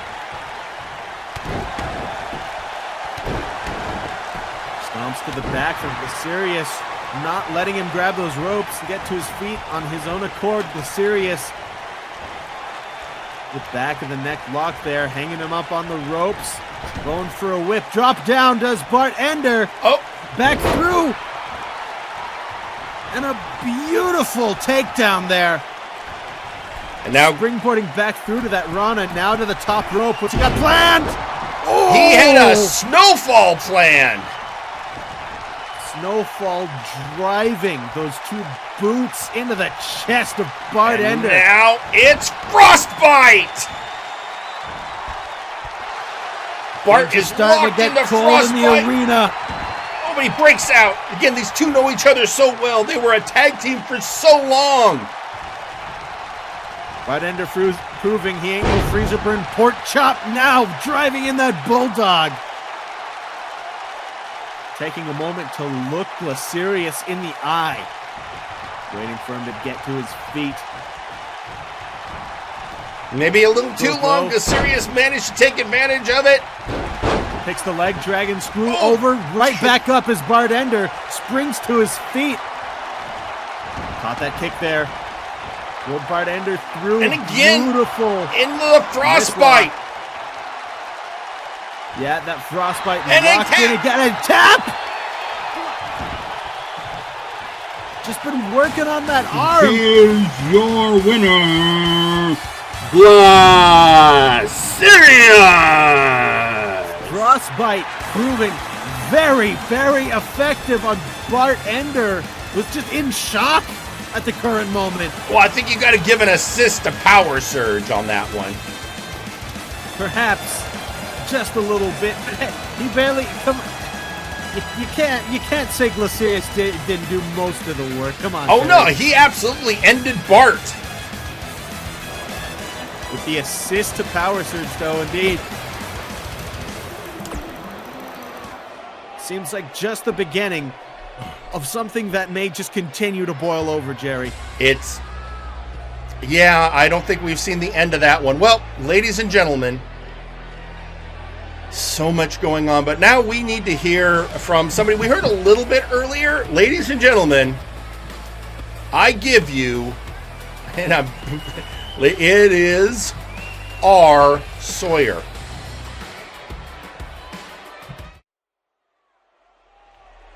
If you're wondering why I'm wearing the green and sitting cross-legged in the middle of the ring, I wish to tell you all a story.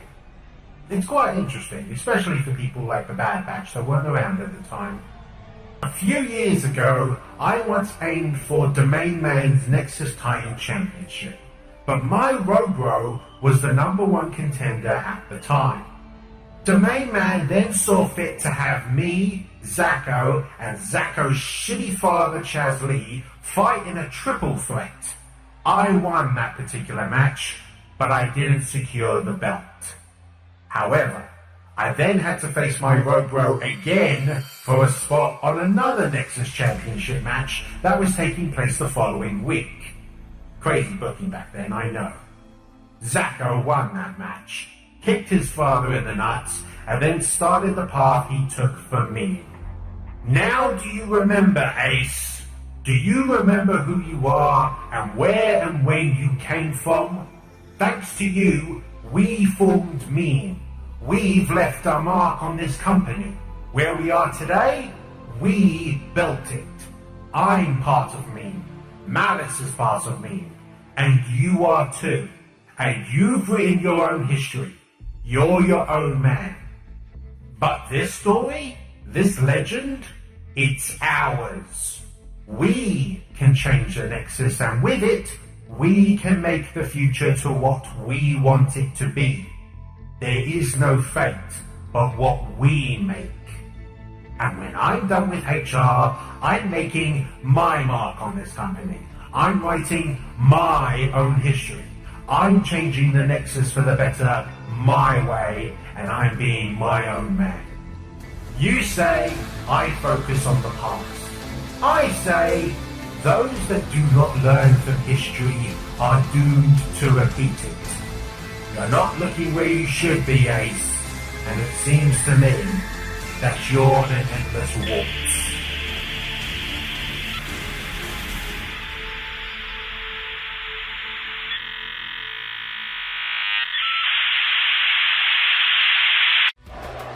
And there you have it, ladies and gentlemen.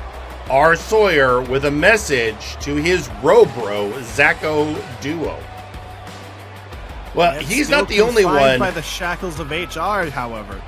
He is in the shackles of HR. And, you know, again, this whole administration thing has caught a lot of people off guard. And we're actually now going to, an official, signed paperwork, sealed and everything, an official request for ring time was made to ask a question of an administration member. So let's go to ringside now for that moment, as we hear from the VI Pharaoh, Ausir Taran. Silence, lowborns, and listen to the words of your better. I have been dealing with so many things of late in VIP. The new determination of Wilson. Suplex Sam with his quest. And then last week, I am looking on the monitor. I hear an announcement about the Doctor of Albanomics being the head of merchandising. And then, when he came out for his match, he was announced as representing the administration. The administration. I am not pleased, Doctor of Albanomics. You are a member of VIP, the greatest faction in wrestling. And yet, you are representing the administration and not the glory of VIP?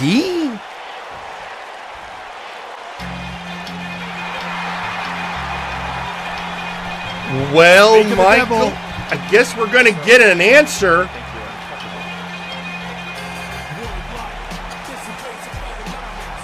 Yeah, directly from the Albatross's mouth. It is the Doctor of Albanomics. We haven't heard from him in ring in quite a while. Yeah, it's been quite a minute.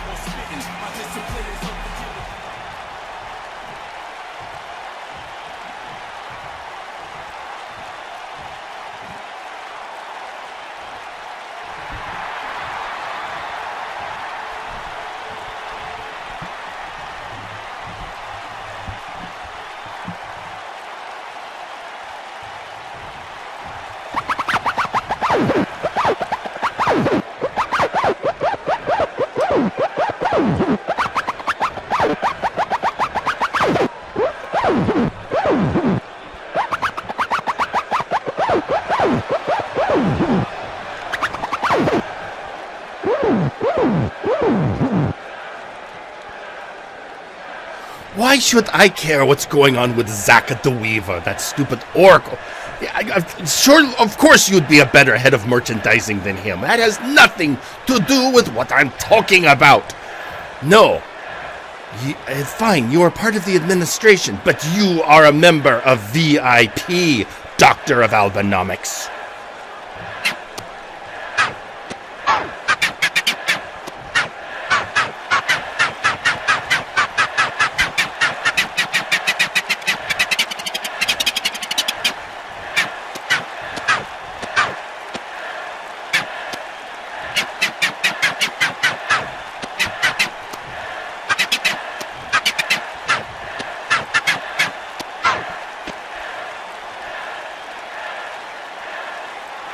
Of course, I have considered the advantages of having a VIP member in the administration. Of course, it dawned on me the extra power that VIP could have. And that is not my issue. Yes, I'm very happy that we could have more sway. But you are representing us.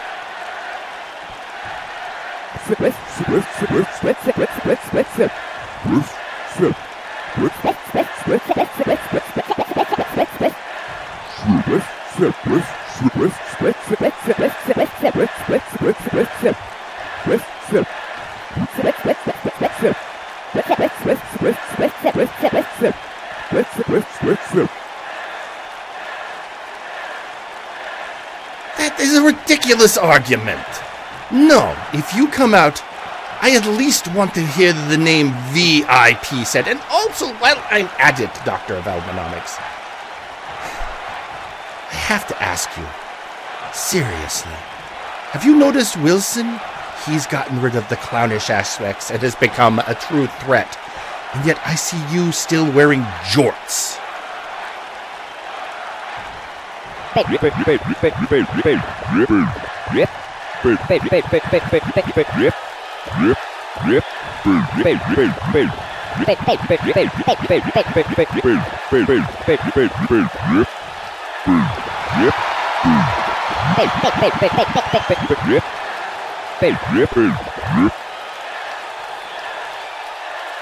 How dare you!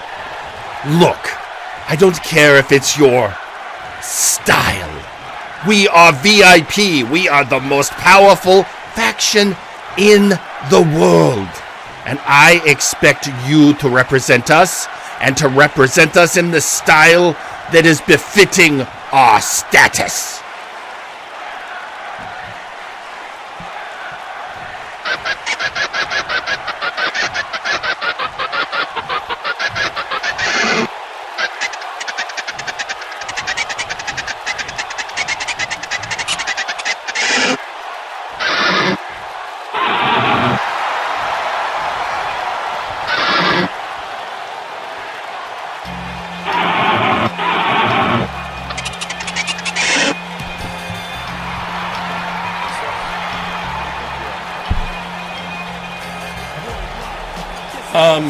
Michael?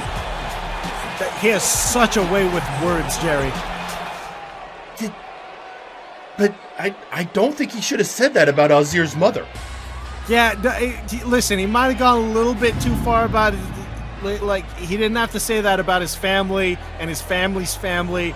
And, you know, that whole thing about his mom was a little rude. But he has a point. I got a bad feeling, but on the other hand, he's not wrong. He's a member of the administration. He holds a lot of authority. Yes, it's merchandising, but everyone has merchandising in the company. If he can be, I mean, it's still an in. I can't believe he already had all the numbers about the dividends and everything. He made a good point.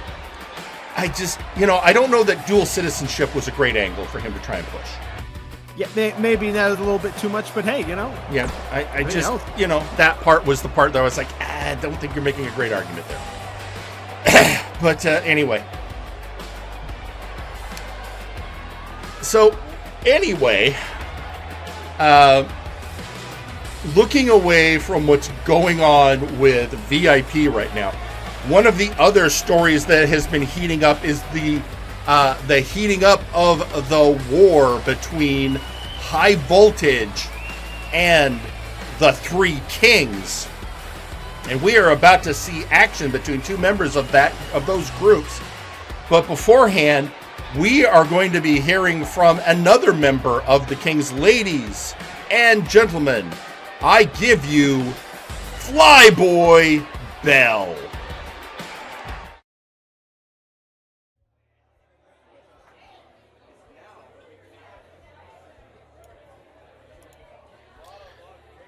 Aiden. I'll make this quick so as not to waste everyone's time, mine included. Last week, you did everything I just about expected.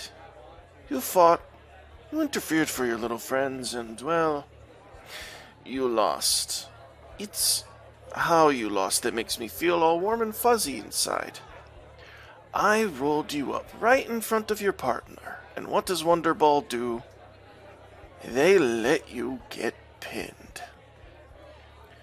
You're always there for them, ready to cause a distraction, but when you need their help the most, they're not willing to return the favor, are they? I'm not going to say this lightly. I'm sure you are a man of integrity and all, but haven't you had enough of being backstabbed? Louis McDonald, Chaz Lee, and now your own proteges. Mi amigo, please.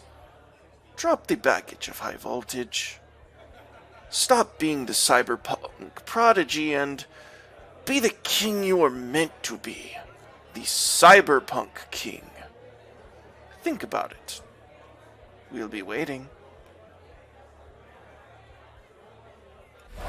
I feel that was Flyboy reminding Aiden that they used to be friends. A little bit of a reaching out. You know, the olive branch, as it were. Well, if there were a group of people that I'd say are real good at swatting away olive branches, I would definitely put Aiden on that list. Oh, you're not wrong. Meanwhile, tweeting out on social media, Maximillian Thunderthighs saying, "You're not fooling me, Pharaoh. Come fight me, Ausir." Max just wants a war on all fronts. Yeah, well, that's because he's an idiot, Jerry. Meanwhile, let's head down to ringside for our next match.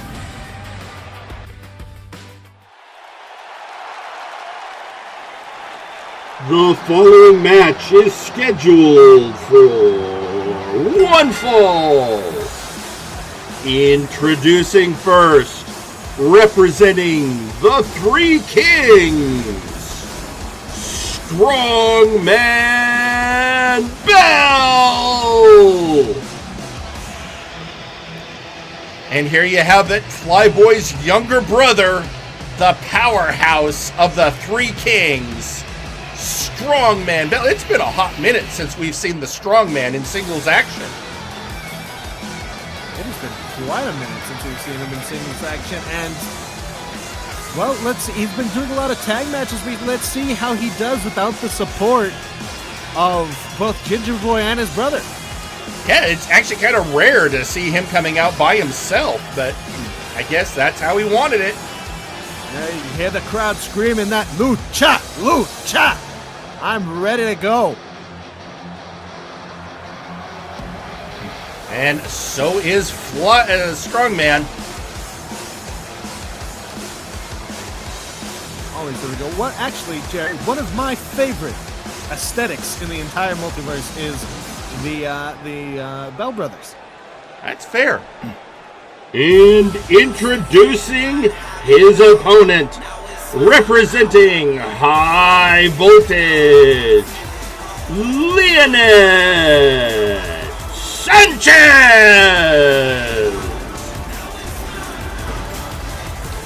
And ladies and gentlemen, here he is, a man out of this world, in some bit, quite literally, Leonid Sanchez. And the amigo from outer space, Leonid Sanchez.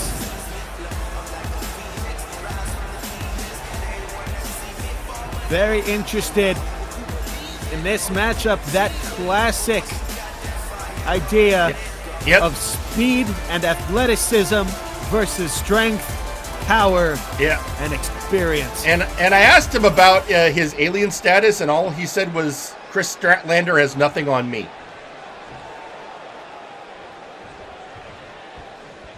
Calling out another alien. Yeah, Jeez. really. I mean, that's... Starting off, attempt to the backhand there. Big slap from Strongman Bell, rolls him through. Oh, drop toe hold. Leonid Sanchez using that speed and athleticism, just like I said. A little bit of technical skill in there. That'll make you deadly. I mean, that's an amazing amount of back and forth right off the bat, showing this is not going to be a one-sided match by any stretch of the imagination. Strongman Bell, though, and just that and driving in that forearm. I mean, Strongman Bell, well named. Ooh. He is the beefiest of luchadors. And the only luchador I can think of that's bigger than him is Otura Azul over on Flashbang. Yeah, the Blue Bull over there on Flashbang. Strongman Bell tied up in the ropes here after delivering a beautiful head scissors takedown to Leonid Sanchez. Not enough. The athleticism of Sanchez, too much. There's that strength coming back. Good forearm. Grabbing onto that shoulder, that trap, digging his fingers into the muscle fibers, folks. There's a nerve cluster right under there. I mean, that's a great point. So here's a thought for you. While we're getting stuff ready, and we're dealing with this whole war between... one! There we go. While we're dealing with this entire war between the three kings and the members of High Voltage, they're both trios teams. And mentioning Otoro Azul, he's 1/3 of the trios champions over on Flashbang.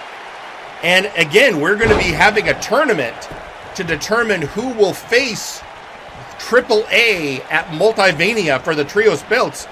Could it be the Kings? Could it be High Voltage? How serendipitous would it be for the Blue Bull to face off against, well, the Bell Brothers? The Strongman versus Otoro Azul, that's a matchup I'd love to see. That is, you know what? As a big fan of the Luchadors myself, and from where my family comes from, the Montoya family, which my uncle on my mother's side, just a couple generations removed, he was a Luchador. The Oni combo hits. The Oni combo, there it is. 1, 2, straight into the pin, but no, Leonid Sanchez still got plenty left in him. Rolls it over. Good on Leonid for keeping alive. Now, just getting hoisted up. Hoisted up into that military press. Are we going to see a slam, folks? Slam!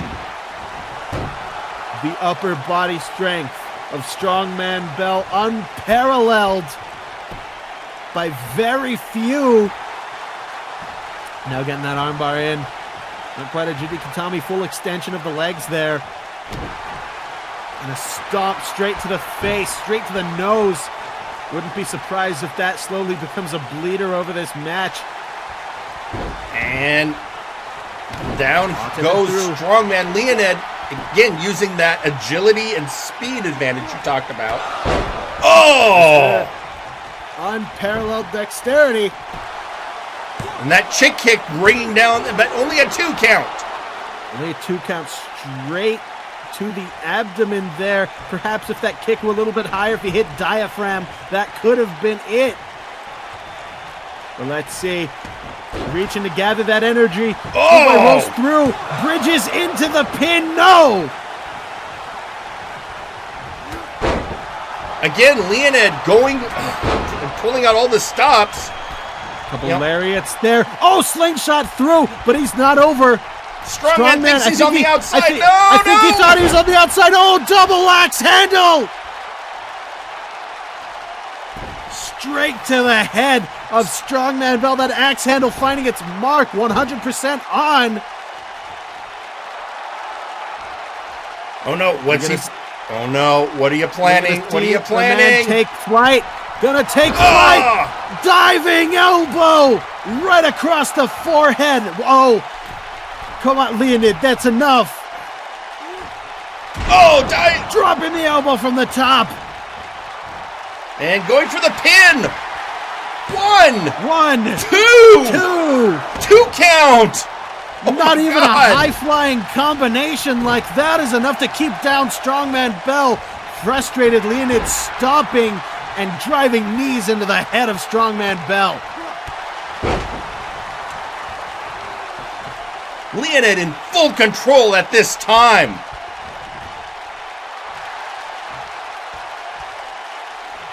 Now just squeezing the head, and Strongman getting out, getting him into a headlock of his own.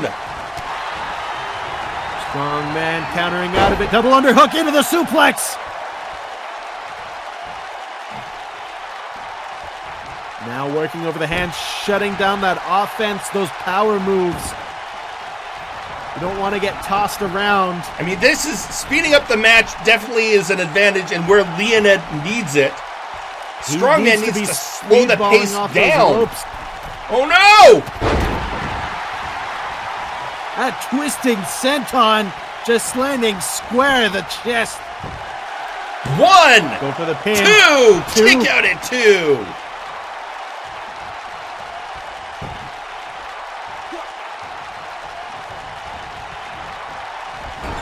Slingshot into the corner.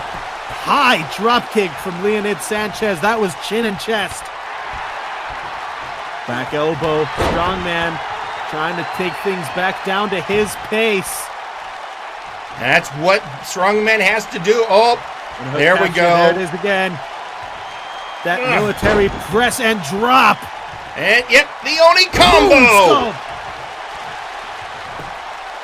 1, combo laying 2, him out. 2, 3. Oh. That's what you got to Your avoid. winner, Strongman Bell. You cannot let Strongman Bell take the match to his pace. If you let Strongman Bell get any semblance of control, you're going down. That Oni combo can come out of nowhere. He lifts you straight in the air and finishes you off with that beautiful moonsault. Strongman Bell proving the Three Kings again victorious. That was a decisive victory. Absolutely. Well, I don't know if I'd say decisive. Leonid put on a great match. Put on a great match, just perhaps a little bit of coaching needed. Well, I mean, let's be honest, Michael. Just for a moment. I mean, how much coaching can you get? Well, I mean, I got enough coaching to give you a run for your money. I slapped you around. Uh-huh. How's your back, by the way? Or your legs? Your legs doing okay? I'm fine. I'm walking around fine. You know what? I went on a jog the other day. Did you? Great. You know what a big proponent of cardio I am. Yeah, and... Shut up. And with that, all right, I didn't want to have to bring this up. Oh, you know, there's some things you have to do. But considering what our next match is going to be, we got this bit of the audio, and I checked, and according to HR, I have to play it. Oh God! So Michael, just make sure you take some deep breaths. Find your happy place, and get ready for Carnival. Son of a bitch! Who might be calling at this hour? Ooh, touchy. How long has it been since we talked? Ooh. Carney, who is it? It's our hotline partner in clowny crime, Touchy-kun. Tell him I say hi. Alrighty. So, Touchy, how's the business going?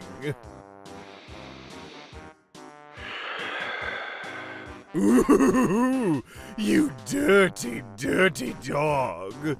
You do have a way with words. As well us.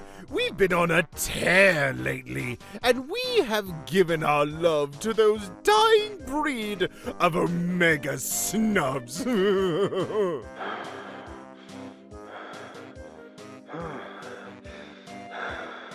plan on spreading our love to everyone on Warzone and beyond, because who doesn't love us?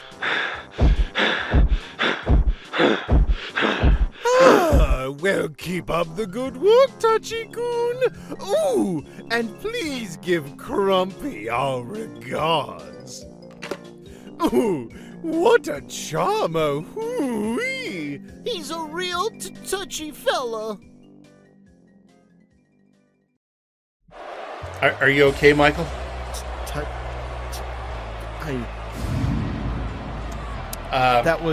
That was one of the first when they told me to learn about the history of our company. I put in that tape and I I don't want to hear that just the breath. I know. I've seen you know the touch. You don't know, Michael. You weren't around. You do not know the smell of the hot dog water. And speaking of which, tweeting out on social media as that was playing, R. Sawyer just tweeting out. Well, you can see what he tweeted out. Carney, I believe. I mean, that's, he's been, ever since he found out about the Hot Clown Hotline, I mean, the whole reason Sawyer's even in the situation he is with HR is wanting to get that match to learn about where the clowns are so he can deal with them. So. And also tweeting out on social media, the Sandman, there is not enough alcohol in the multiverse that will make this okay. And why does he make everything so weird? Anyway, Carnival. The reason we had to play that then, folks, is we are about to have the challenge match. Last week, Sam Jax told Megablitz X that if he legitimately wants a crack at winning the Money in the Bank briefcase away from Sam Jax, that he would have to face the Conquest Bloodline in tag team action, and that Megablitz would need to go find a partner. Well, ladies and gentlemen, it's that time, and we're going to see who Mega chose. With that, no further ado is needed. It's time to go to ringside.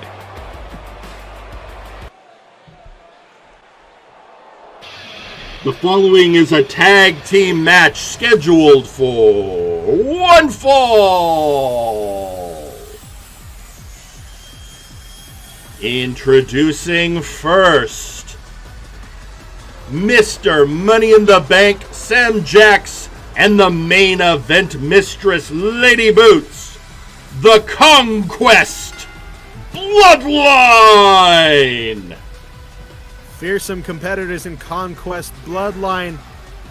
Well, and let's point out, this isn't Gorm and Carney coming out. This is the leaders of the Bloodline, Sam Jax and Lady Boots, coming for action. Yep, so former Nexus Titan champ.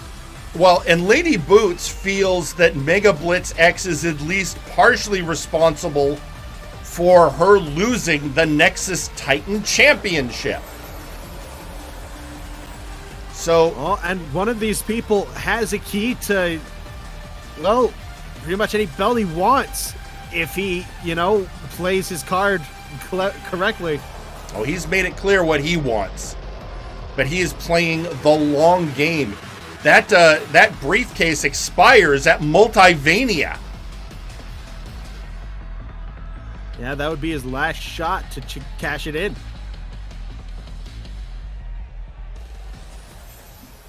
And introducing their opponents. Introducing first, he is the Multiverse's Henshin hero, Megablitz X.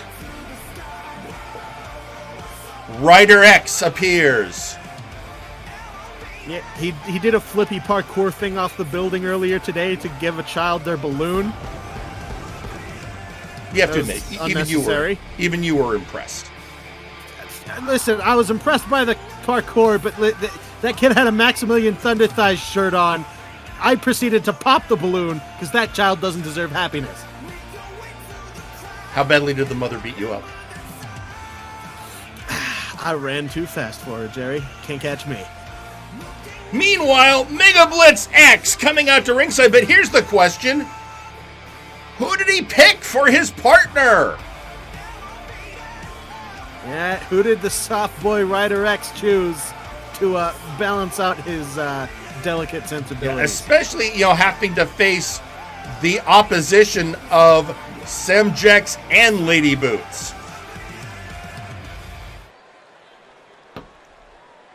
And introducing his tag team partner.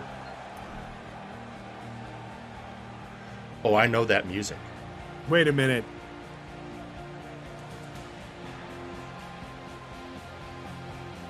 Wait a minute. He is the hero of the multiverse, Daverman!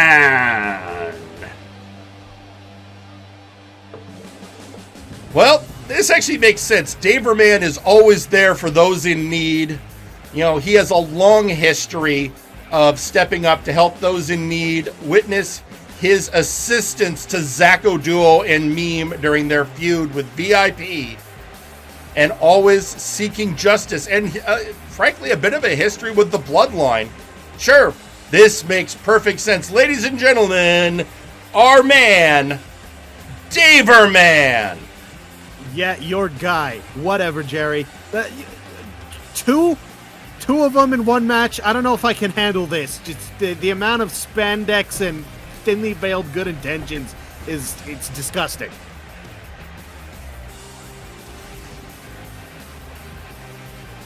Look, are you trying to say I prefer Spawn? That's okay, you can say that. By the way, Nakano Kirishima has a question for you. And what's that? He's like, when is Montoya versus Angry Mother match? Listen. Meanwhile, the Henshin hero starting off against the main event mistress. I only torture children who can only afford cheap seats. That way they can't find me. And, jawbreaker by Lady Boots. Bringing the knees down. On forward. The agility and speed of Lady Boots might even rival that of Megablitz. But not to mention the strength in those legs and the striking power that Lady Boots can exude. Steppies, if you will. I mean, we saw that through her Nexus Titan reign and her participation in the C101. By the way, remember, Lady Boots faced Daverman during the C101. And do you remember who won that match, Michael? Who won the match, Jerry? Lady Boots. Yes, indeed. So, Lady Boots is one of the most dangerous competitors on the roster. And, it's always the question, which of them actually is the true leader of the Bloodline? They refer to it as co-management. And here comes Daverman. And immediately head scissors take over. These two better keep it gentlemanly, or they're going to have to deal with Sam Jacks. Or Lady Boots giving the steppies. Just that. There it is.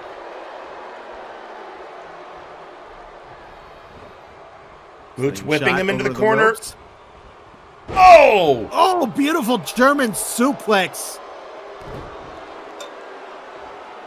Elegant and deadly is Lady Boots. Picking the leg. Daverman now working on the arm.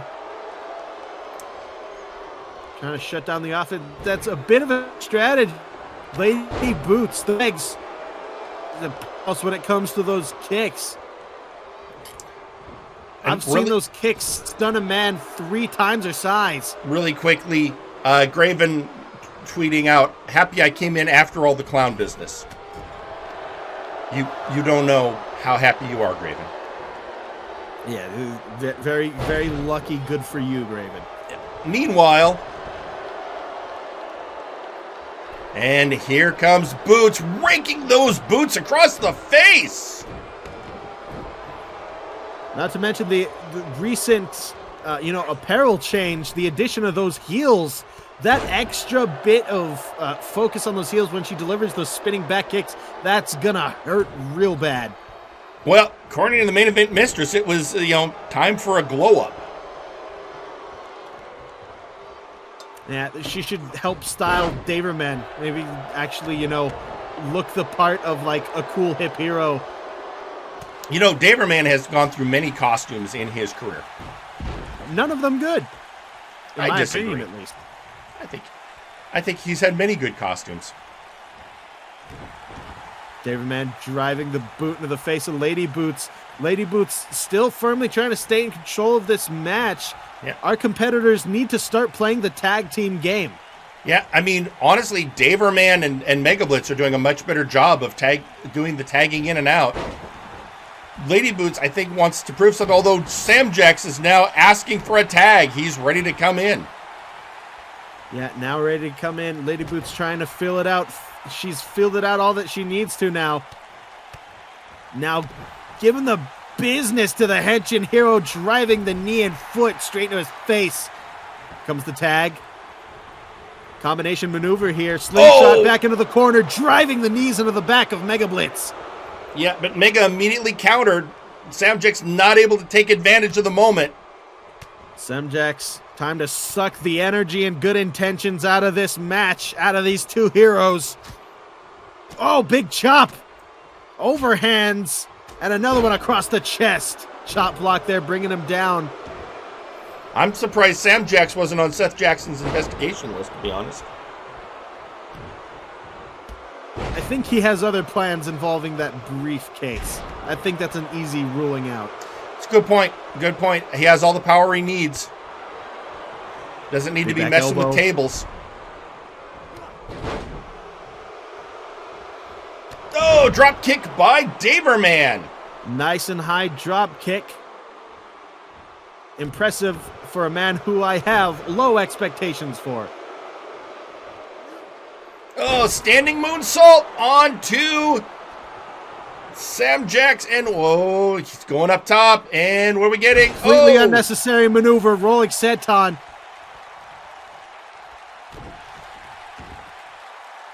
Stomp to the kidney now. She got planned. Oh, beautiful counter there. Sam Jax now sweeping the leg, stomp to the knee, trying to shut down that high-flying ability. And again, as we've said, if Megablitz and Daverman can win this match, as Sam Jax said, it will open a door to allow Megablitz to have an opportunity to win away the Money in the Bank briefcase from Sam Jax. Sam Jax really got to focus on clipping Daver's wings here, taking out those legs, making his top rope game as sloppy as possible. Oh! Big stomp to the back of the knee. Oh! Well, I will say this. Lady Boots is nothing if not consistent.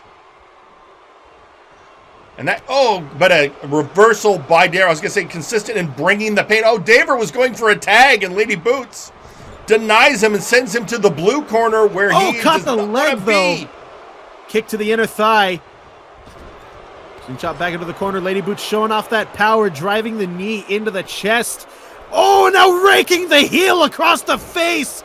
Oh, God. The brutality there from Lady Boots. She's not done proving why she was the champion and why she may hold gold again in the future. Lady Boots with the tenacity, with the focus, and with the unbridled power that she possesses. Big kick to the face. Daverman trying to reverse it on her. Into the unsafe corner goes Lady Boots. Disadvantageous position. Slingshot over. Lady Boots and she decides smartest move is to let Sam Jax come in and deal with Daverman. Big left there. Stomp to the gut. Daverman staying in this match. I think both teams need to start playing the tag team game just a little bit more. Mostly singles competitors. And, never mind. Here he comes. Oh, I think we're going to see it. I think we're going to see it. They've worked together before. World's finest! World's finest. There it is. That big right hand from the top rope. But that's not enough for a glory hog like Daverman. And here it comes, ladies and gentlemen. Up, and away! Actually, I miscalled that. I think that was the speeding bullet. But anyway, never mind. It was a pin. What? Get caught up. Here's your winners, Daverman and Megablitz X. What a cheeky move there from someone. How dare you, Megablitz X, immediately jumping in. And tweeting out on social media, Taylor, the representative of the Conquest Bloodline, saying maybe it'll lead to a series of battles for that child in armor named Mega. Either way, threat, I'd say, from Conquest Bloodline. I probably, but it's either way. Victory for Megablitz, who is apparently had a message primed in case of victory. Tick-tock, semi-tick-tock. Well, ladies and gentlemen, victory to Megablitz X and his partner, Daverman. And ladies and gentlemen, that's not even our main event. What do you have cooking in the cauldron, well, Jerry? As we announced, your high school notebook. We have seen the members of Cloud9 constantly harassing Lachen. They want Lachen in their faction. He has defeated Ignacio Cervantes. He has defeated Sergeant Major Payne. He has not defeated Defunk. And Defunk has made it clear, especially when he interfered, causing a disqualification when Lachen was supposed to face Carcharodon. And he put out the challenge last week. Defunk versus Lachen. If Defunk wins, Lachen has to join Cloud9. If Lachen wins, Cloud9 will leave him alone forever. Yeah, and Funk proving that he's going to take what he wants. If Defunk ain't happy, ain't nobody going to be happy till he gets his match. Well, and that's what's going to be happening right now. Are you ready? I am absolutely ready for... What is it that time, Jerry? It's that time. It's time, ladies and gentlemen, for our main event. Let's head down to ringside. The following match is scheduled for one fall. Introducing first, Lachen! Voted the funniest genetically engineered super soldier in our time today. That's true. It's true. He packs a hell of a punchline. They produce some real chuckly guys, let me tell you. I went to his open mic show this weekend. It was great. 3 people passed out. And introducing his opponent, being accompanied to ringside by Cloud9, he is the Grandmaster, Defunk! Oh no. Well, this is being flanked by someone who I don't mind in the form of the sergeant there, and then there's Ignacio. So he tried to give me a high five earlier today, and he held my hand for 20 seconds as I violently tried to wrench it away from him, and he just kept looking at me smiling. He's a bit of a social outcast. I don't think he washed his hands. But here we are, and already I'm worried. I mean, coming out with the entire faction, the number game does not favor Lachen. Also tweeting out on social media, we are hearing from Whitney Lee saying, for someone who talks about following the Great Bull, he seems to be following the same recruitment policy as Trashman Jones. Not wrong. This is kind of how Trashman Jones brought Bart Ender into Nakamura Worldwide, and we saw how that worked out today. Yeah, but let's do our exactly, Jay. Let's do our wrestling math here. The Funk came out on ringside with 2 compadres against 1 Lachen. Speaking of Lachen, already here, delayed vertical suplex and he's doing squats. That's leg day. Using the funk for those hack squats. Holding him vertical there, letting the blood rush into the helmet. Up and down. No one can deny the power of Lachen. Defunk needs to find a strategy here to overcome the power and size advantage. He's going to have to use that technical skill here. Try and tie this man up or slow him down somehow.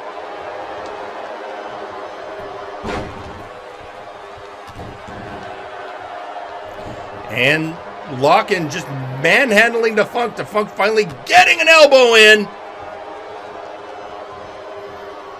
Defunk hoping to, I'm sure, get that big wiggle in because almost no one can withstand the wiggle. Oh, hey, well, we have Lachen here. Hey, Jerry, you want to hear a German knock-knock joke? Sure, go ahead, Michael. I'll indulge you. Knock-knock. Who's there? We will ask the questions! Get it? And Lachen looking like he's in trouble. Lachen tying up here. Oh, anyway, going to head captured back into that vertical suplex. Again, you got to get that next set of reps in. Oh, there it is.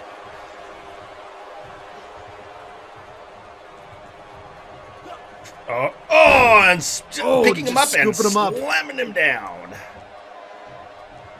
That would be known as the classic maneuver of a body slam. Now going in for another classic maneuver, a lariat.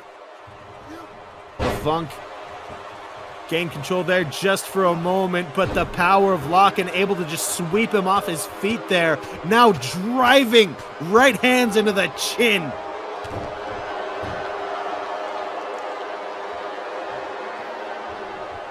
Now kissing his left bicep for good luck. Big right hands. Into the corner, grabbing the mask.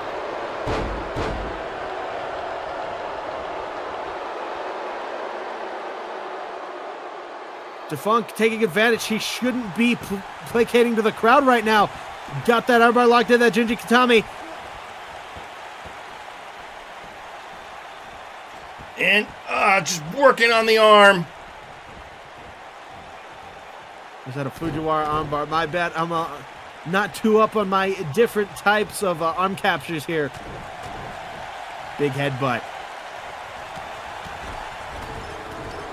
And there was a tweet out from HR Sawyer. Did you guys auditory sensory input that? Is the device active again? What? Something time warp, I guess. I don't want to do the time warp again. Alrighty. Walking up top. Oh, just slingshotting him forward. That Oklahoma slam for the top rope. He got it too by the funky one. Picking him up. Oh, there you go. Very good shoulder throw there from Defunk, using that technical skill. Oh, Lachen outside, and what? Wait a minute. Defunk is distracting the ref. He's talking to the ref, and oh, Ignacio went for a low drop kick, stopping him. Oh, that was below the belt. The ref is trying to get away from Defunk, and Defunk grabbed the ref. Oh no, he hit him from behind. Oh my God! The ref is taking out his neck. Oh, meanwhile, Cervantes throwing Lachen into the steps, and now here comes Payne. It's open season on Lachen. Oh, the ref just missing. Starting the 10 count. Starting the 10 count, keeping his eye on those two. Currently telling off the sergeant. Sergeant Major Payne sitting there, smiling in the face of Lachen. Here comes Defunk. Running Lachen back inside the ring. He was setting up Lachen for something, and Lachen got out of the way. Oh, drop kick!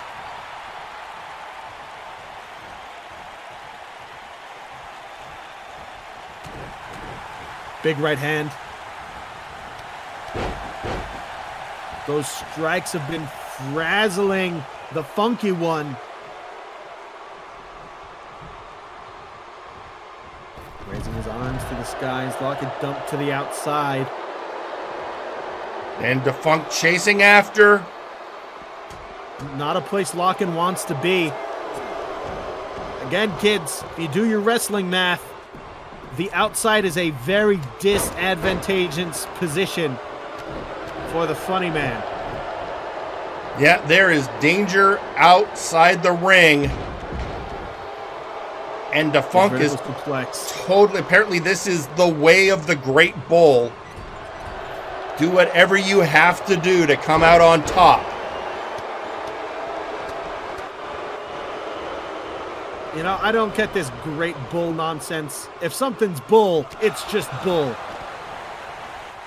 86, 96, 2006, don't matter. Meanwhile, again, Defunct distracting the ref while the boy... They pulled out a baseball bat and, again, Defunct attacking ref. Ref, why are you letting him get away with this? Dumping the ref to the outside. This is unabashed at this point, and I appreciate it from the Defunct. I may not understand anything about this whole Great Bull or Cloud9 thing, but these are the methods I can get behind. Just driving the bat into the spine.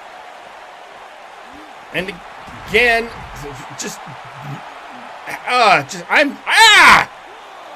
Ref unable to see the bat. I love it, Jerry.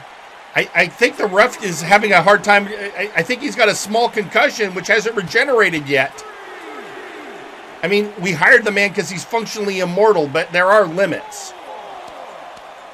Grip on the back of the head, sending Lachen's face bouncing off of that LED ring post, and once again. Carcharodon tweeting out, I was expecting this from Defunct, Cervantes, even the faithful lapdog I see, but you, Payne? Really? I'm disappointed. I thought you had standards. Oh no, is Defunct... Galaxy Brain Tactics would win him the match, but he takes out the ref again. He stopped the count. I guess he didn't want to DQ. Oh, wait, bit of a miss. Or did Carcharodon's words sting Payne a little bit? Up, going for a pinfall at 1, 2. Oh God, he kicked out. Thank God. Lachen still in this. Sergeant Major Payne seems fired up after hearing that. And Defunct working on the arm. Once again, the arm bar locked in, but Lachen with the superior strength, able to roll it over the legs and abdomen, working overtime. And then just those right hands to now he's down. Now to the outside, going after Ignacio. I mean, I don't blame him. Over. These two jabronis out on side of the ring interfering in the match. Yeah, go after him, Lachen. Take out the numbers game. Trying to neutralize the cronies of Defunct. Big lariat there, taking out Sergeant Major Payne. Rolls back in. Funk goes to the outside. He takes advantage. Big Jawbreaker. Jawbreaker.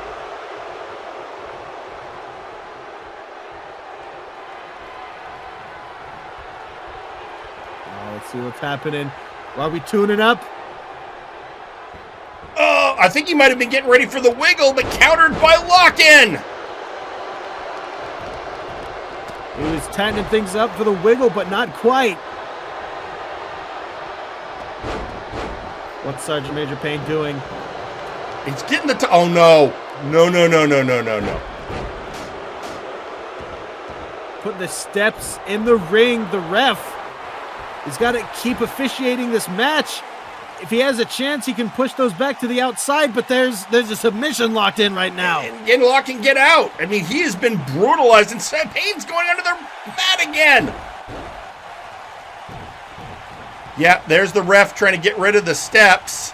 Ref doing a good job keeping foreign objects out of the ring. High kick there by Defunct. Not to be outdone by Lachen, driving in that vicious right hand. Wait a minute. Payne just... Oh! The ref just threw Sergeant Major Payne out! Finally, they've been ejected from the match. Well, he still has Ignacio Cervantes. That's still 2-on-1 in this situation. Cervantes in the ring and kicked the ref in the shin. This is like a 5-year-old just kicking his dad in the shin. What the hell? Lachen going for a pin. 1, 2, 2 count. Ignacio able to distract the ref for long enough. That would have been a 3 count, I think. The ref just threw out Ignacio Cervantes. Cervantes has been ejected from this matchup. Not that he was a part of it in the first place. He now has to leave the ringside area. The Funk is now by himself. The Funk captured that shoulder into that side suplex. Now himself bringing those ring steps in. He was going after he just monkey flipped the ref. Blatantly attacking the referee. Oh no, what? No. Oh! Onto the steps. Oh, that's it. I'm sorry. Lachen, you fought a good fight. I appreciate you, sir, but I don't care if you are a genetically engineered super soldier. There's only so much the human body can take. Oh, I don't see the back. I don't see possibly what could rally Lachen at this stage. The back of Lachen pretty much broken in two. Oh! Now he's setting. This is it. He's setting up for the wiggle. This is it. I'm sorry. Oh.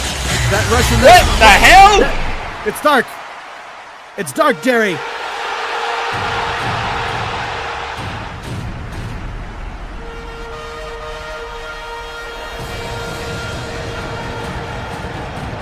Ladies and gentlemen, it's Nice Ice! Returning from the mountains of Cyber Siberia! Oh no, look out! Behind you! Ice, it's Cervantes! Cervantes not done! Oh! The nicest of ice, the coolest of cold, is back in the multiverse! All just narrowly avoiding falling off the stage. Cervantes. Oh boy! Spinning him out. And now he is flatliner. Heading to ringside and quickly shucking his jacket. Meanwhile, this Funk was so distracted by the fact that Nice Ice was back, he wasn't keeping his eyes on Lachen. The Nice Ice with those arms, the power, the speed of a gazillion Hellfire missiles, just a distraction, the appearance. Here's your winner, Lachen! I don't know about you folks, but I feel like breaking out the borscht, a little bit of vodka, and having myself an Eastern Bloc party. Ladies and gentlemen, Lachen is free of Cloud9 forever, but also Nice Ice is back! Those tweets he did earlier, he was doing them from nearby! He was backstage the whole time. Oh, well, that is... You know what? Do you know what, Michael? What, Jerry? I've been talking about how we need new contenders for the Unified Tag Team Championships, and one of the great tag teams is back together. What a dream matchup that would be. Meanwhile, tweeting out on social media, Sir Uncle Dunk just going, ah! I mean, Sir Uncle Dunk is the embodiment of everything that's wrong with capitalism. And there is nothing wrong with capitalism, Jerry. It's beautiful. And Nice Ice is the embodiment of everything that is right with communism. He represents no country. He represents an ideal of what is best for the people. Yeah, blah, blah, blah, Bernie Sanders, whatever. But with that, ladies and gentlemen, it's been a hell of a night, but we have come to the end. So for Michael Montoya, I'm Jerry Aldini. Good night! Buenos noches! Viewers, hear the roar of Sasquatch Wing. What half of O-Rods? What more Multiverse Nexus Wrestling? What more Raphael Simpson and Sasquatch Wing? What more All-Odds? Then look below video. Like, share, comment, subscribe, ring the little bell and squared, and watch more of MNW on this channel.